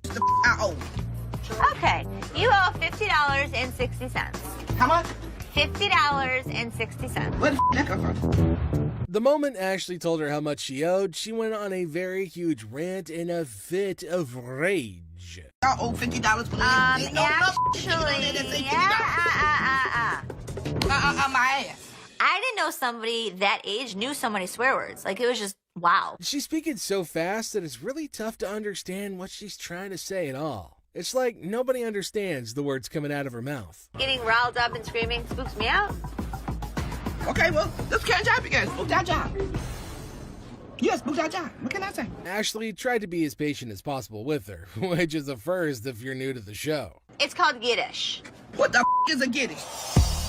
Yiddish with a Y. Well, I understand that either. I understand Ethiopian. How about that? The customer would eventually wear her patience thin with her obnoxious attitude. You can pay off your interest. Actually, you have three. You can pay off your First interest. it was one. First it was two. Now it's three. Can you please make up your damn mind and tell me what the I gotta do? Just like she's always done, Ashley decided to screech her answers back in an attempt to match her energy, since her previous attempts didn't really get very far. Okay, then go pay $50.60 and come back when you want to. Where is your boss at? I'm the boss. Now what? Nothing go with it. I don't know what else you got to go with it. I ain't got nothing to go with. I'm asking y'all for something to go with it. Instead of just getting out of the store after all their business is over, this man decided to take a seat in one of the chairs in the store, which is a big no-no. No, he can go. I can't get a little bit from now. Hold on, man. Since he was being quite irrational, they decided to carry him out of the store, screaming and kicking. Can't get one. Get full. That's bull. That's bull.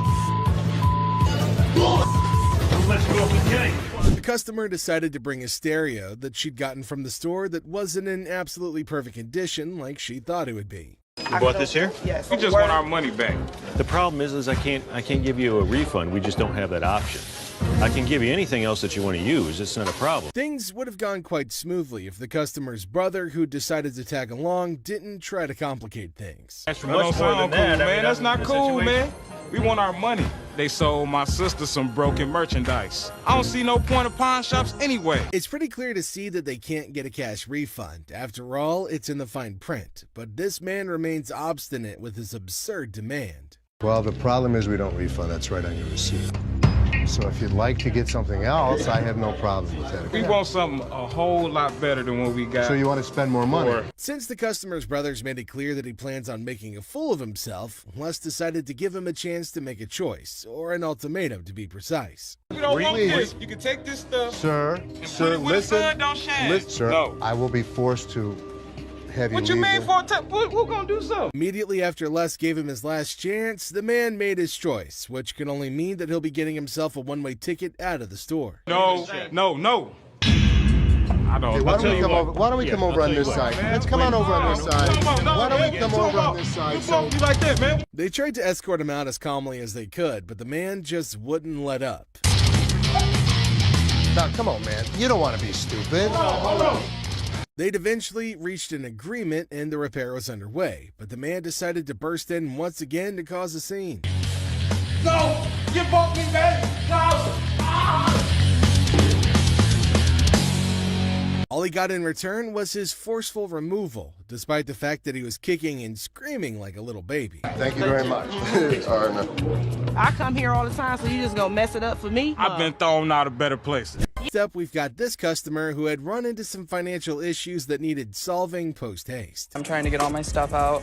So, what are you looking to do with that? I'm looking to get $100 for it to help me out. The deal was underway, but they eventually ran into their first cause for argument when the seller called this very outrageous price. What the hell is that going to do for you? $100 will help me move my out. It'll feed my dogs if I have to, wherever I find. To the seller, $10 probably wouldn't be enough to get him the services he's hoping to enlist with the money, but that's all Seth and Les can offer. What the do you mean it's going to be a good start?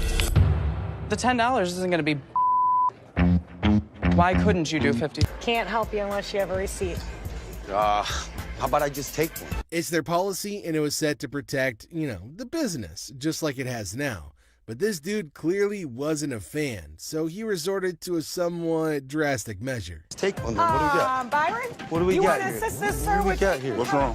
I'll take this whole damn wreck. Hold on, my man. I'll take this whole wreck. What? He's messed up with his actions. Byron managed to kick him out before he could kick up more of a fuss.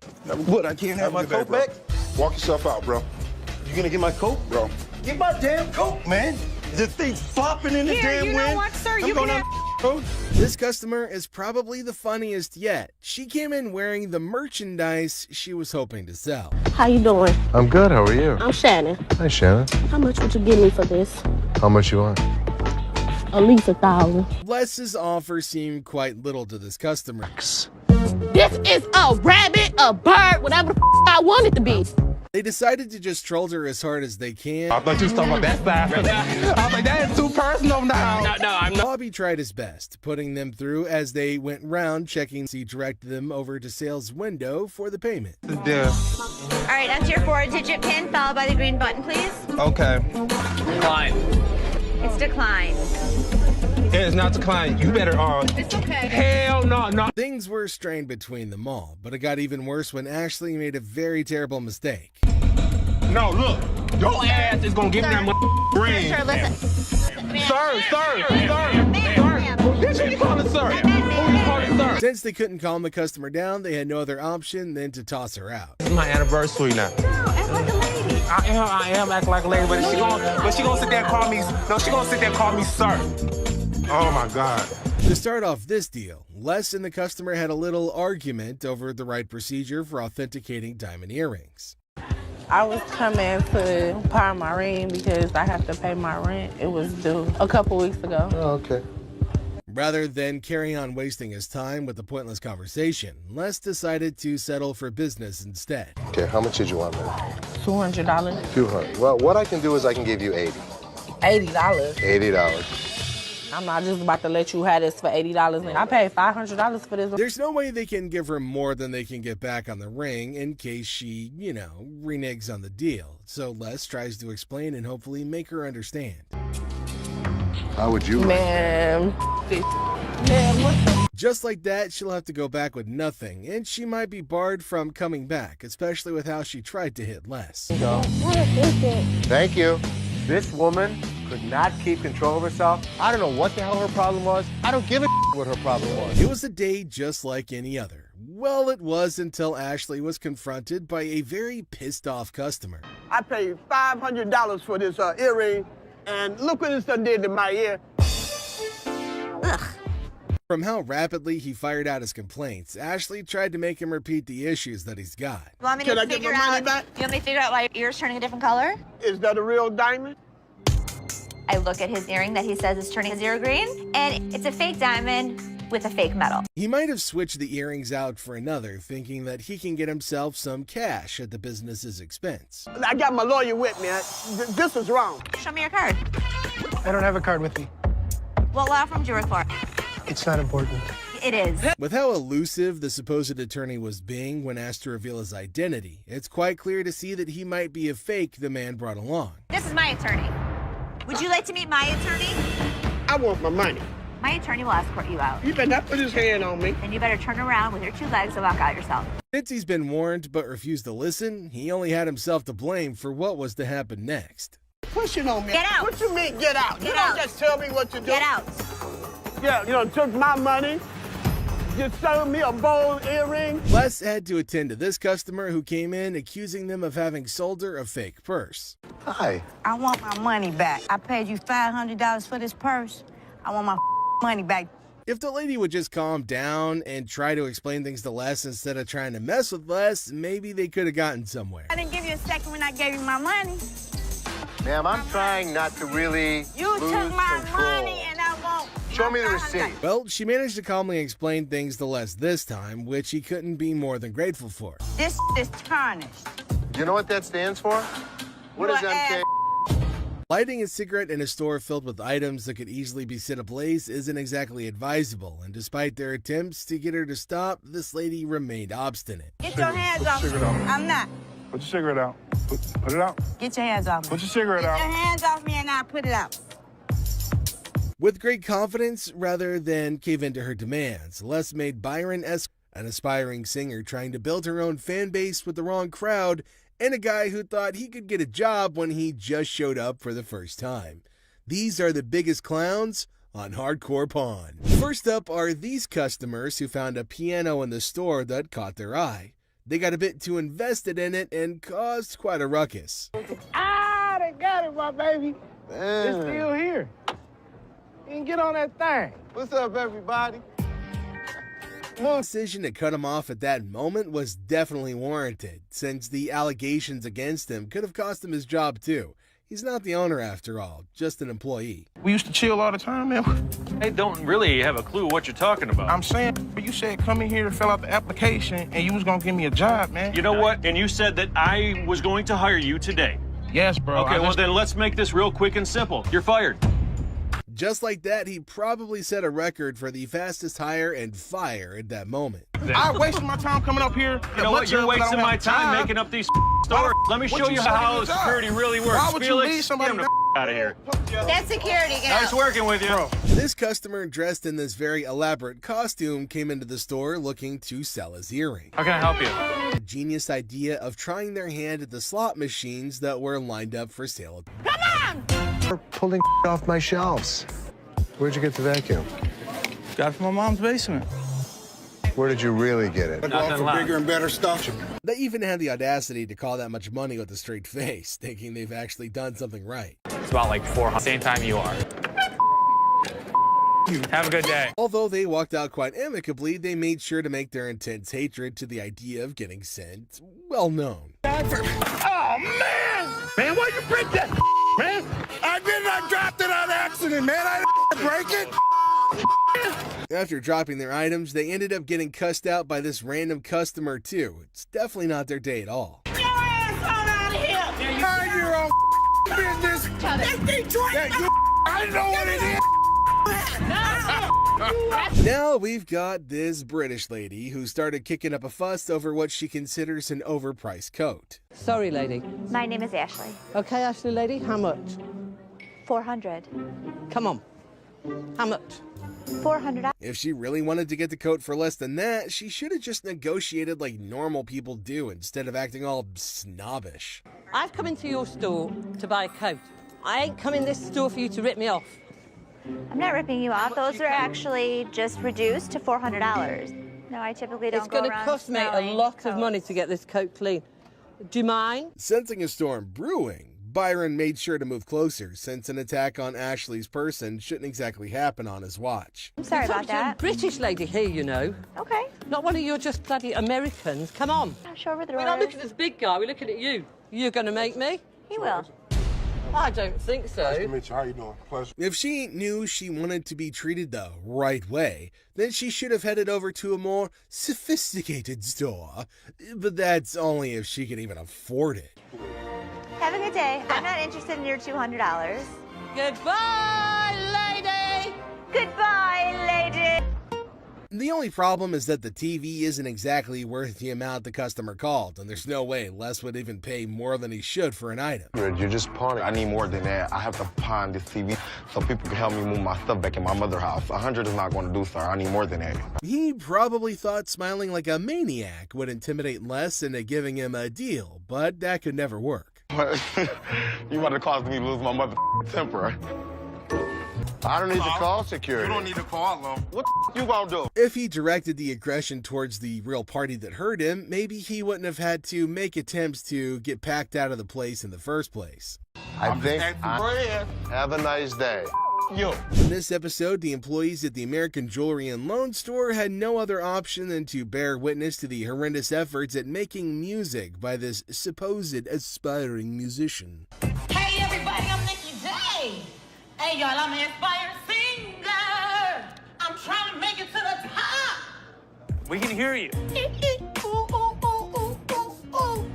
Yeah, that's not what a cheetah sounds like, but it's definitely reminiscent of what a dolphin or a baby seal might sound like if it's being clubbed to death. Are you interested in purchasing it?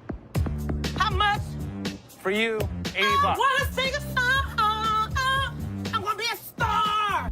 It's time to go, sweetheart. I'm sorry. You are killing my dream. You is a dream killer. Oh my God. I mean, props to her for her dedication to her craft. She didn't even falter as she kept on singing her words at the top of her lungs. You is a hater. You is a hater. You is a hater.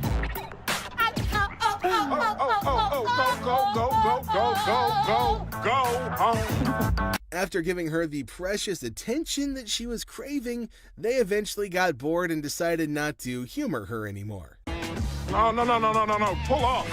Want to? Man. Come back here. You want to? This customer tried to push a coffee machine he was trying to sell that was in the worst condition ever, claiming that it's brand new. Bro, it's brand new, man. It's $40. I just need to go get a hotel, man. So it's brand new, right? Yeah, man. Okay. $40. Just give me 25, man. Brand new, still wrapped up in... The audacity to even claim it's brand new with the state it's in, that's just pretty crazy. He must have taken Seth for a fool. I mean, look at it.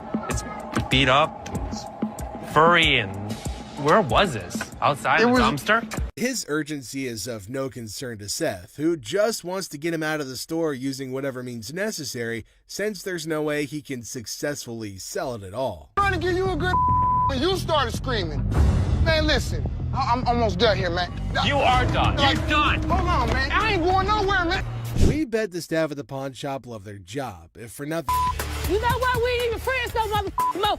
You don't come to my house. At least they weren't yelling at us. Little bony ass bitch. Walk on. Get money back. Walk on. The man walks in with a unique Native American artifact, and Seth loves it. Things go south when the seller uses Ashley's joke on her. Now, Ashley doesn't like it, and Seth isn't helping matters either. The problem is that Ashley is too emotional to be a businesswoman sometimes. So the pawn shop loses an artifact because of an innocent joke that was even apologized for. And to think that Ashley started it makes it even more ridiculous. How you doing? Got a few Native American artifacts here for you. This is a tomahawk right here. This is the war club. Resembles you, doesn't it? It's closer to you. It is, right? It's the same color hair. $90? No, actually, I'm not interested. He was rude, Seth. He was just joking. He was not joking. My sister takes things way too personally. He was rude. Find out the cause of the commotion and gets roasted by the customer. Les goes insane with the money and the customer hits him. Don't know. And what the you gonna do, old man? What The badass. As you can see, I'm a badass. They say to be confident when making an offer, but this guy took his confidence freaking overboard. What part of Les does not need his services does Mark not understand? Do you have a company out that does any of your, watches your lot or anything like that, takes any of the cars out? We do. Okay, how's that working out for you? It's working out great. I'd like the opportunity to maybe go over some paperwork with you. We don't have that problem because we have fences around the building. Well, we've done a couple other business around here. I don't think you're understanding what I'm saying. This is gonna be our business as well. No, it's definitely not going to be. I'm not interested. You old Here's man, the way you it's and you gonna guys work. running this sale right here. Here's the way it's going to work, sir. You can leave nicely, or we can throw your ass out. First thing in the morning, and this customer just decided he wanted to mess with Les. What the hell's going on? Hey, man, I need some money. I got kicked out. My mama kicked me out last night. Les saw him when he picked up all those items before bringing it over to meet, so he definitely thinks he could take Les for a fool. Where did you really get it? My mom's basement. Tell me where you really got the vacuum. My mom's basement, man. Where do you think I got it from, fool? With how bold this guy's being, even going as far as insulting him, Les couldn't help but get even more furious than he already was. You think I'm that stupid that I didn't see you pull the off the floor? Really was in the right mental space. She should have known that she could just, bring him along. Well, you have to make a police report. I need my stuff. A police report. Do it like I called the police. Since she clearly said it was stolen, a police report would have been the next best thing to do, apart from getting the thieves to come get it for her instead of going on a crazy rant. But if it was rational, we wouldn't be covering it. So did you make a police report? Can I do it back here? I'm not the police. Look, I just want my... Ashley's not one to back down from the challenge, so when this lady threatened to get violent with her, she immediately stepped up to that challenge. Hashtag popcorn. I'm leaving out of here. I get my now. Now. I'm not leaving out here till I get my... Wait, the door's right there. Seems she was at least conscious enough to know that there's no way she could ever dare touch Ashley with security around. That's leave. Okay. Oh, please. Bye. See ya. No. Next up is this crazy lady who came in yelling her lungs out in the store without minding the fact that she'd be inconveniencing others with her really loud bellows. Also, she might want to choke down a mint. I could smell that crap from here. Me like that, who the hell you think you talking to? No, I'm talking to you. You know what? I'm gonna come and show your bitch ass. If she knew she wanted privacy, then she could have tried to, make her call more freaking discreet. Ma'am. Hold on. Hey, lady, miss. This is our... Don't follow me. Do not follow me. Okay, well, I can't have you screaming like this, so what do you want me to do? You know what? Hold on. Let me finish with this lady, because I don't know who the she is. When Ashley incessantly begged her, she finally decided to end the call. Unfortunately, that didn't stop her from continuing to yell at the top of her lungs. Some babies just need a bottle and a burping. Miss, get somebody to help me, please. What do you need help with? I need some help with my rings right Can you here. take off your ring? Wait, you just walking up on me, like, can you see my rings? I don't even know who you is. Ashley decided to adopt a really funny tactic in dealing with this particular crazy lady. She decided to annoy her until she leaves. If only that worked with my in-laws. Can somebody else help me? Because you... Ma'am, I can help you walk out the door. No, you're not gonna help me walk out the door, because I'm not going out the door until I get some help. That's what I came in here for. Now, can somebody help me other than you? No. Ashley seemed to be having fun dealing with this particular crazy lady, and there's no way she's gonna turn back now. Follow me no more. I won't come back in this bitch. All the motherfucking times I've been coming in here giving y'all my motherfucking and this is how I'm getting treated, y'all. Plus gets this customer who's trying to sell a watch. The bitch won this one, all right? After reading through one of their ads, this lady came over to make a very odd inquiry. I was trying to find out because your sign was saying that I can get 30 days of free cash. Well, she read all right, but she didn't quite understand it at all. Came in hoping to pawn his rosary, claiming it was an antique. It's been passed down from generation to generation to generation. Now it's mine, and I'm trying to put you in the game with this crystal. Just because it's old doesn't make it a really valuable item, but it seems this man doesn't want to acknowledge that at all. So, how much can I get? Well, you can't get anything. 'Cause it's not diamonds, it's not gold, it's just crystals. Honestly, I think Les has said all there is that needs to be said, but we'll just have to, make things clear. He's got no other choice than to repeat himself. How much would you pawn this for? I won't take that in pawn because we only take precious metal. Well, this is precious. To you. To me. With his demeanor through this whole thing, it's pretty clear at this point that this guy's gonna be trouble. Work something out, man. No, I can't take it, I'm sorry. Well, I think you need to work something out with me, man. Trying to strong-arm the poor guy isn't exactly the right way to conduct business. Tell him it's antique, man. Nope, it's not antique, brother. I don't want to talk. Me and you. No deal. Deal. No deal. He's been introduced to the antique expert. Now it's time for the antique expert to introduce him to the door once again. Let's talk about it on the way out the door. Hey, hold on, man. Hold on, brother. Hold on, man. Hold on. I can leave on my own. Hey. This customer came in to pay off the interest on an item she's pawned earlier, even though it was way past the due date. How are you? I don't know. I'm about to see. Okay, so you want to pay off your interest today? Yeah. From how snappy she was being, it was only natural she'd eventually end up on Ashley's bad side. Okay, you owe $50.60. How much? $50.60. Where the that come from? The moment Ashley told her how much she owed, she went on a very huge rant in a fit of rage. I owe $50 for my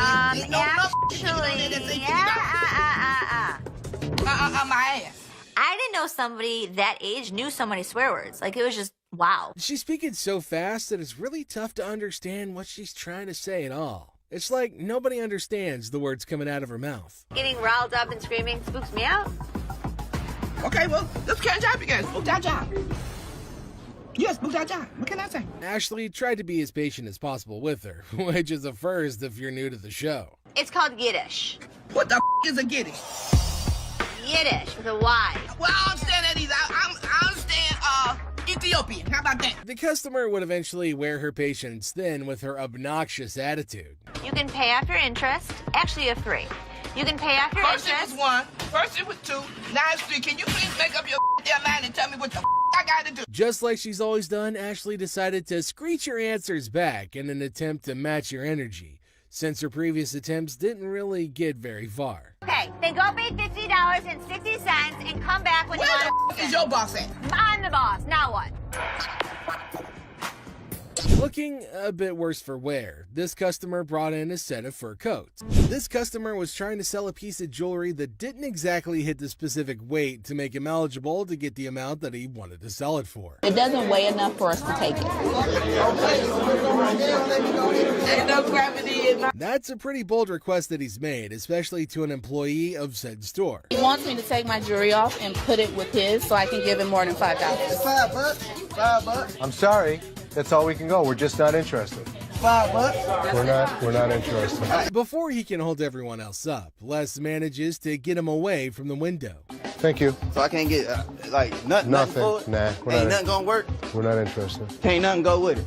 I don't know what else you got to go with it. I ain't got nothing to go with. I'm asking y'all for something to go with it. Instead of just getting out of the store after all their business is over, this man decided to take a seat in one of the chairs in the store, which is a big no-no.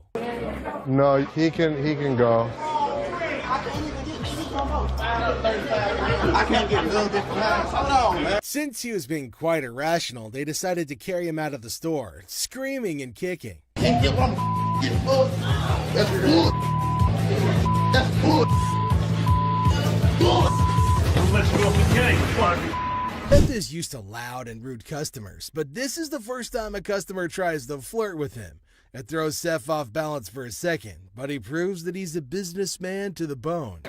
What's your name again? I'm Seth. Oh, you cute. Yeah. Focus. Let me see your ring. Are you married? I'm good. That mean you're married? I'm good. Seth gives the woman his offer for her items, and she replies with an interesting counteroffer. Neither Seth nor Rich are willing to take up her offer, but Seth might know someone who will at least consider it. You want to taste it, Rich? I'm good. Rich, you just offered. Dude, listen, I wouldn't move in on your action. Hey, Rick. Would you suck on that pacifier for $20? Rick reluctantly rejects the earlier offer, but Seth raises the stakes and makes an offer his employee can't resist. Everyone enjoyed that, even Rick, especially Rick. I'll buy you lunch for the week.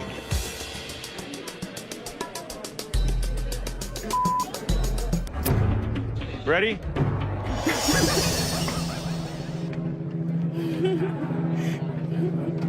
Seth closes a deal with the pacifier-sucking lady, and we can all agree that he made the best of the deal in every way. Would you suck it for $20? So $300. Sure. You want to do it? Great.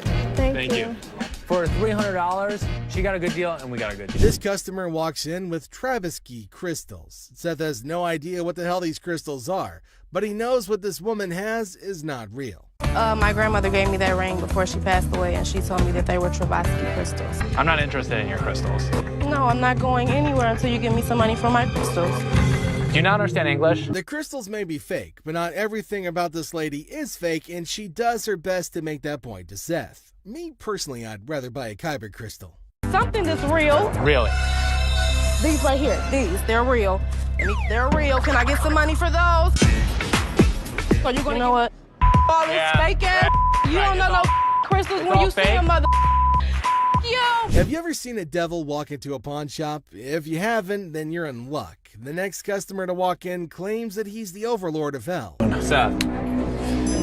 They call me the devil. That's some freaky there, boy, let me tell you. Yeah. Yeah, he was a devil. Sure he was. Les doesn't care if this man is a 2,000-year-old fallen angel. The pawn shop owner is going to make a deal with the devil if he can make some profit from it. How long did it take you to get all these tattoos? Probably 2,000 years. How old are you? 2,500 years old. Tell me what you give me. The merchandise is worth scrap value. I could have gotten $650 for this stuff. I take $650. I can't give it to you. Sorry. Two old men come into the store looking to sell a computer that could go for a lot of money, if they sold it in 1997. We need some money. We're going to out west. We killed all the deer in Michigan, so we got to go out for bigger and better stuff. Most people don't get that aggravated when they bring in, like, ancient artifacts. Yeah, people collect these. Oh, they're antiques now. Both men don't want to leave without any money, but one look at security changes their mind. But that doesn't stop them from stringing along a list of profanities at Les and Seth. Zero. How many times do I need to tell you? We're not interested in. Leave the store. I'm not taking it. Store. Have a good day. Usually things calm down once the noisy customers are thrown out, but this time it gets even more chaotic. We're even treated to an unexpected showdown. I did not drop it on accident, man. I didn't break it. I thought it was you, man. Oh, that's good. Two men come into the store and make the weirdest purchases. While Les is happy. Sit down, please. Yes. It's been brought to my attention that you have told Linda to get away from me, you bitch. Prove it. I ain't did nothing. Les is pissed with the gutsy move Tony pulled when he refuses to speak the truth, asking for proof instead. Tell me the truth. I did nothing but sold it, coat to a customer of mine. Les tries to make Tony confess by taking what he considers a softer approach. Tell me the truth and you'll be okay. It don't matter. I'm gonna lose anyway. It's what difference to me. Whatever y'all gonna do, man. What kind of attitude you got with me? It ain't you. Come on, man. You know what I'm going through out here. You know what she's doing on purpose. Do I give a as long as you make the sales? I make the sale. After trying one last time, Les manages to get a confession out of Tony. Well, ask one more time. Did you say get out of my way, you bitch? I told him to be a long bitch. Get the real line. Since he confirmed he did violate the rules, Tony bags himself a suspension. All right. See you Saturday. Maybe. Although he successfully delivered punishment to Tony, Les failed as a boss when he refused to try to know what could have led to the issue. How many chances can I give this guy? Ashley, how many chances can I give you? Me? You! Seth calls in Ashley, Seth, and Karen over to his office to go over the results he got from their making rounds through the shop. Les finds out Rich wasn't in his post. Where the hell is he? Rich! Seeing that Rich had left the business in a bid for pleasure, Les calls him over for a chat in his office. I'm looking for you in layaway. Where the hell are you? I gotta sit in layaway all day long and just wait for something to happen. I needed to take care of something that was out on the floor. Les threatens to fire Rich, who had been a loyal employee at the shop for over 20 years. Karen attends to a couple who come in looking to buy a ring. Helpful as she can, tries her best to give the details of the ring the lady picked. However, she seemed a little bit unsure with the way she was explaining, so Ashley approached with the hopes of he manages to snatch the sale by pitching in without consulting Karen, who started the whole thing, leading to her having an even more unfavorable conversation. Starts normally enough. You might even call it pleasant. Hello. Hi, how are you? I'm good. How are you? The intent behind the customer's visit to the shop is adorable, but the valuation of her gadget is high. It's worth less than $500 to Ashley. How much would she be willing to give to the devoted girlfriend? Leslie decides to fire Justin since his actions breached his trust. You broke my trust. And because of that, Justin, you're fired. This attends to a very strange customer who walks into the shop with an imaginary companion. A man walks into the shop with hopes of trading in his faulty phone for another. Get the hell. Without any evidence to back the man's claim, Rich asks him to take his lead. These phones right here. What about that one right there? Do that one work? The man and his girlfriend meet Seth with the hopes of making a trade. He told me he spent $1,000. They're not real. They're not real. No. The man tries to stop his girlfriend from trading in the earrings he got for her so he can... The woman accuses Ashley of selling a fake item to her. She threw it back at me and told me this ain't chinchilla, this is rabbit. After the customer revealed how she came, Byron tried to escort the woman out of the shop before the situation got worse. Man. Two ladies walk into the shop, heading over to the redemption section of the shop to reclaim a ring they'd alleged. Of course we are. I will be back with my attorney. I'll be more than happy to explain it to them. And silly, delusional customers who are more trouble than ever.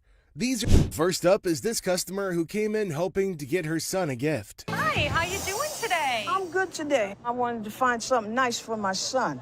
But she must be demented, since she kept on claiming she dropped a phone on the display case when she clearly didn't. Where the hell is my phone?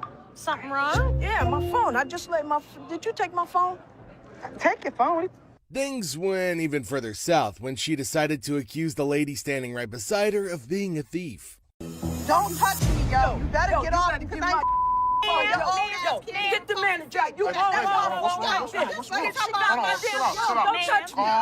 When it devolved into a true scuffle, Karen had no other option than to kick the two out before they could cause even more of a disturbance. Yo, y'all better get this lady because I ain't got nothing, please, yo. listen, This crazy.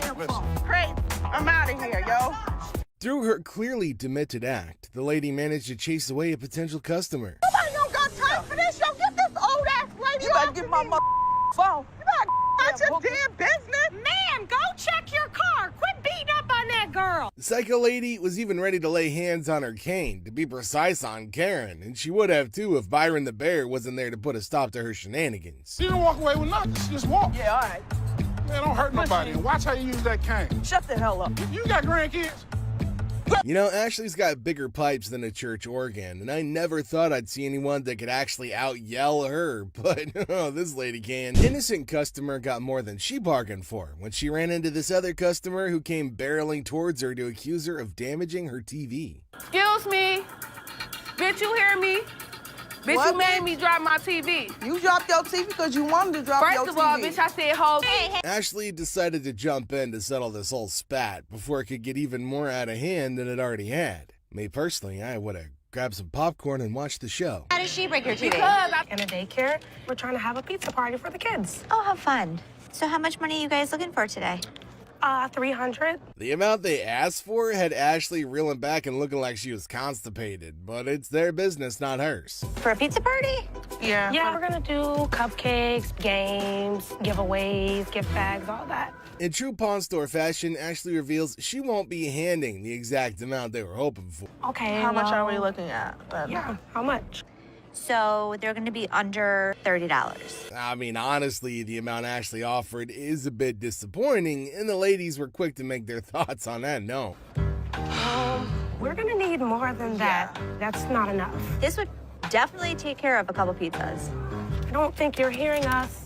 Then, to add insult to injury, the ladies treated Ashley the same way they would treat a kid. Did you have any breakfast today? Kind of a little cranky. I think I have some crackers in my purse.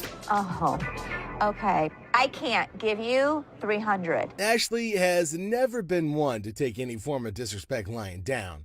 And since they decided to disrespect her instead of having a civil conversation, Ashley had no choice but to have them tossed out. Oh, it's the boy on the playground. Is this your friend? You're calling him to put us out? It's on the playground. Right. We out of here. Have a nice day, ladies. We've heard of getting rings to commemorate relationships and friendships. Well, this lady decided she wanted to turn things on their head. I'm looking for possibly some jewelry, a ring preferably. A ring? Engagement? No, I heard that they also symbolize like your commitment to yourself, singledom. So, singledom, yes. Ashley immediately carted out all the rings she could that would be befitting that purpose, but the lady felt they were too expensive. With round diamonds on the side, set in 14 karat, and that one's $675. I like it. But, I mean, I don't think this ring is worth And here comes the part where she tries to haggle on the price. $450. Let's see how serious you are. $500. $425. You just said $450. Well, if you're willing to go to $5, that means you're willing to go lower. That's just a really weird way of reasoning, right? Like, if she knew she wanted to cut that much off, she should have just said so from the jump. I didn't ask you what you do in Michigan. I asked you how much you wanted for the ring. I gave you a price. $425 is what I want to pay. It's honestly not that hard to figure out why she's single. It's most definitely her freaking attitude. Unless you have one that I'm unaware of, I want a man now. That's what I want to that's talk the only to. people you deal with? Yeah, it is. So do you have a penis? If so, whip it out and I'll deal with you. She's probably been just getting away with a lot of things due to her looks, but unfortunately for her, she ran into Ashley, who don't give a what. You ain't gotta touch me. You're crazy. Am I? You are. Jealous ass bitch. Wish you look like me. Shove it, bitch. Where the sun don't shine, where your man don't want to even. This angry lady just came barging in, causing a scene as she screamed at the top of Oh, the trouble continues. This lady established her position as a troublemaker the moment she walked into the store. What's wrong with this place? Who do I talk to around here? Can I help you? Yeah, you sure can. It's always been part of their policy to never hand over refunds to customers. All they could do is give them store credit or hand over something else of equal value. This right here. Okay. So you want a cash refund, you said? Yes, I did. Okay. It says no cash refund. For a native English speaker, this lady seemed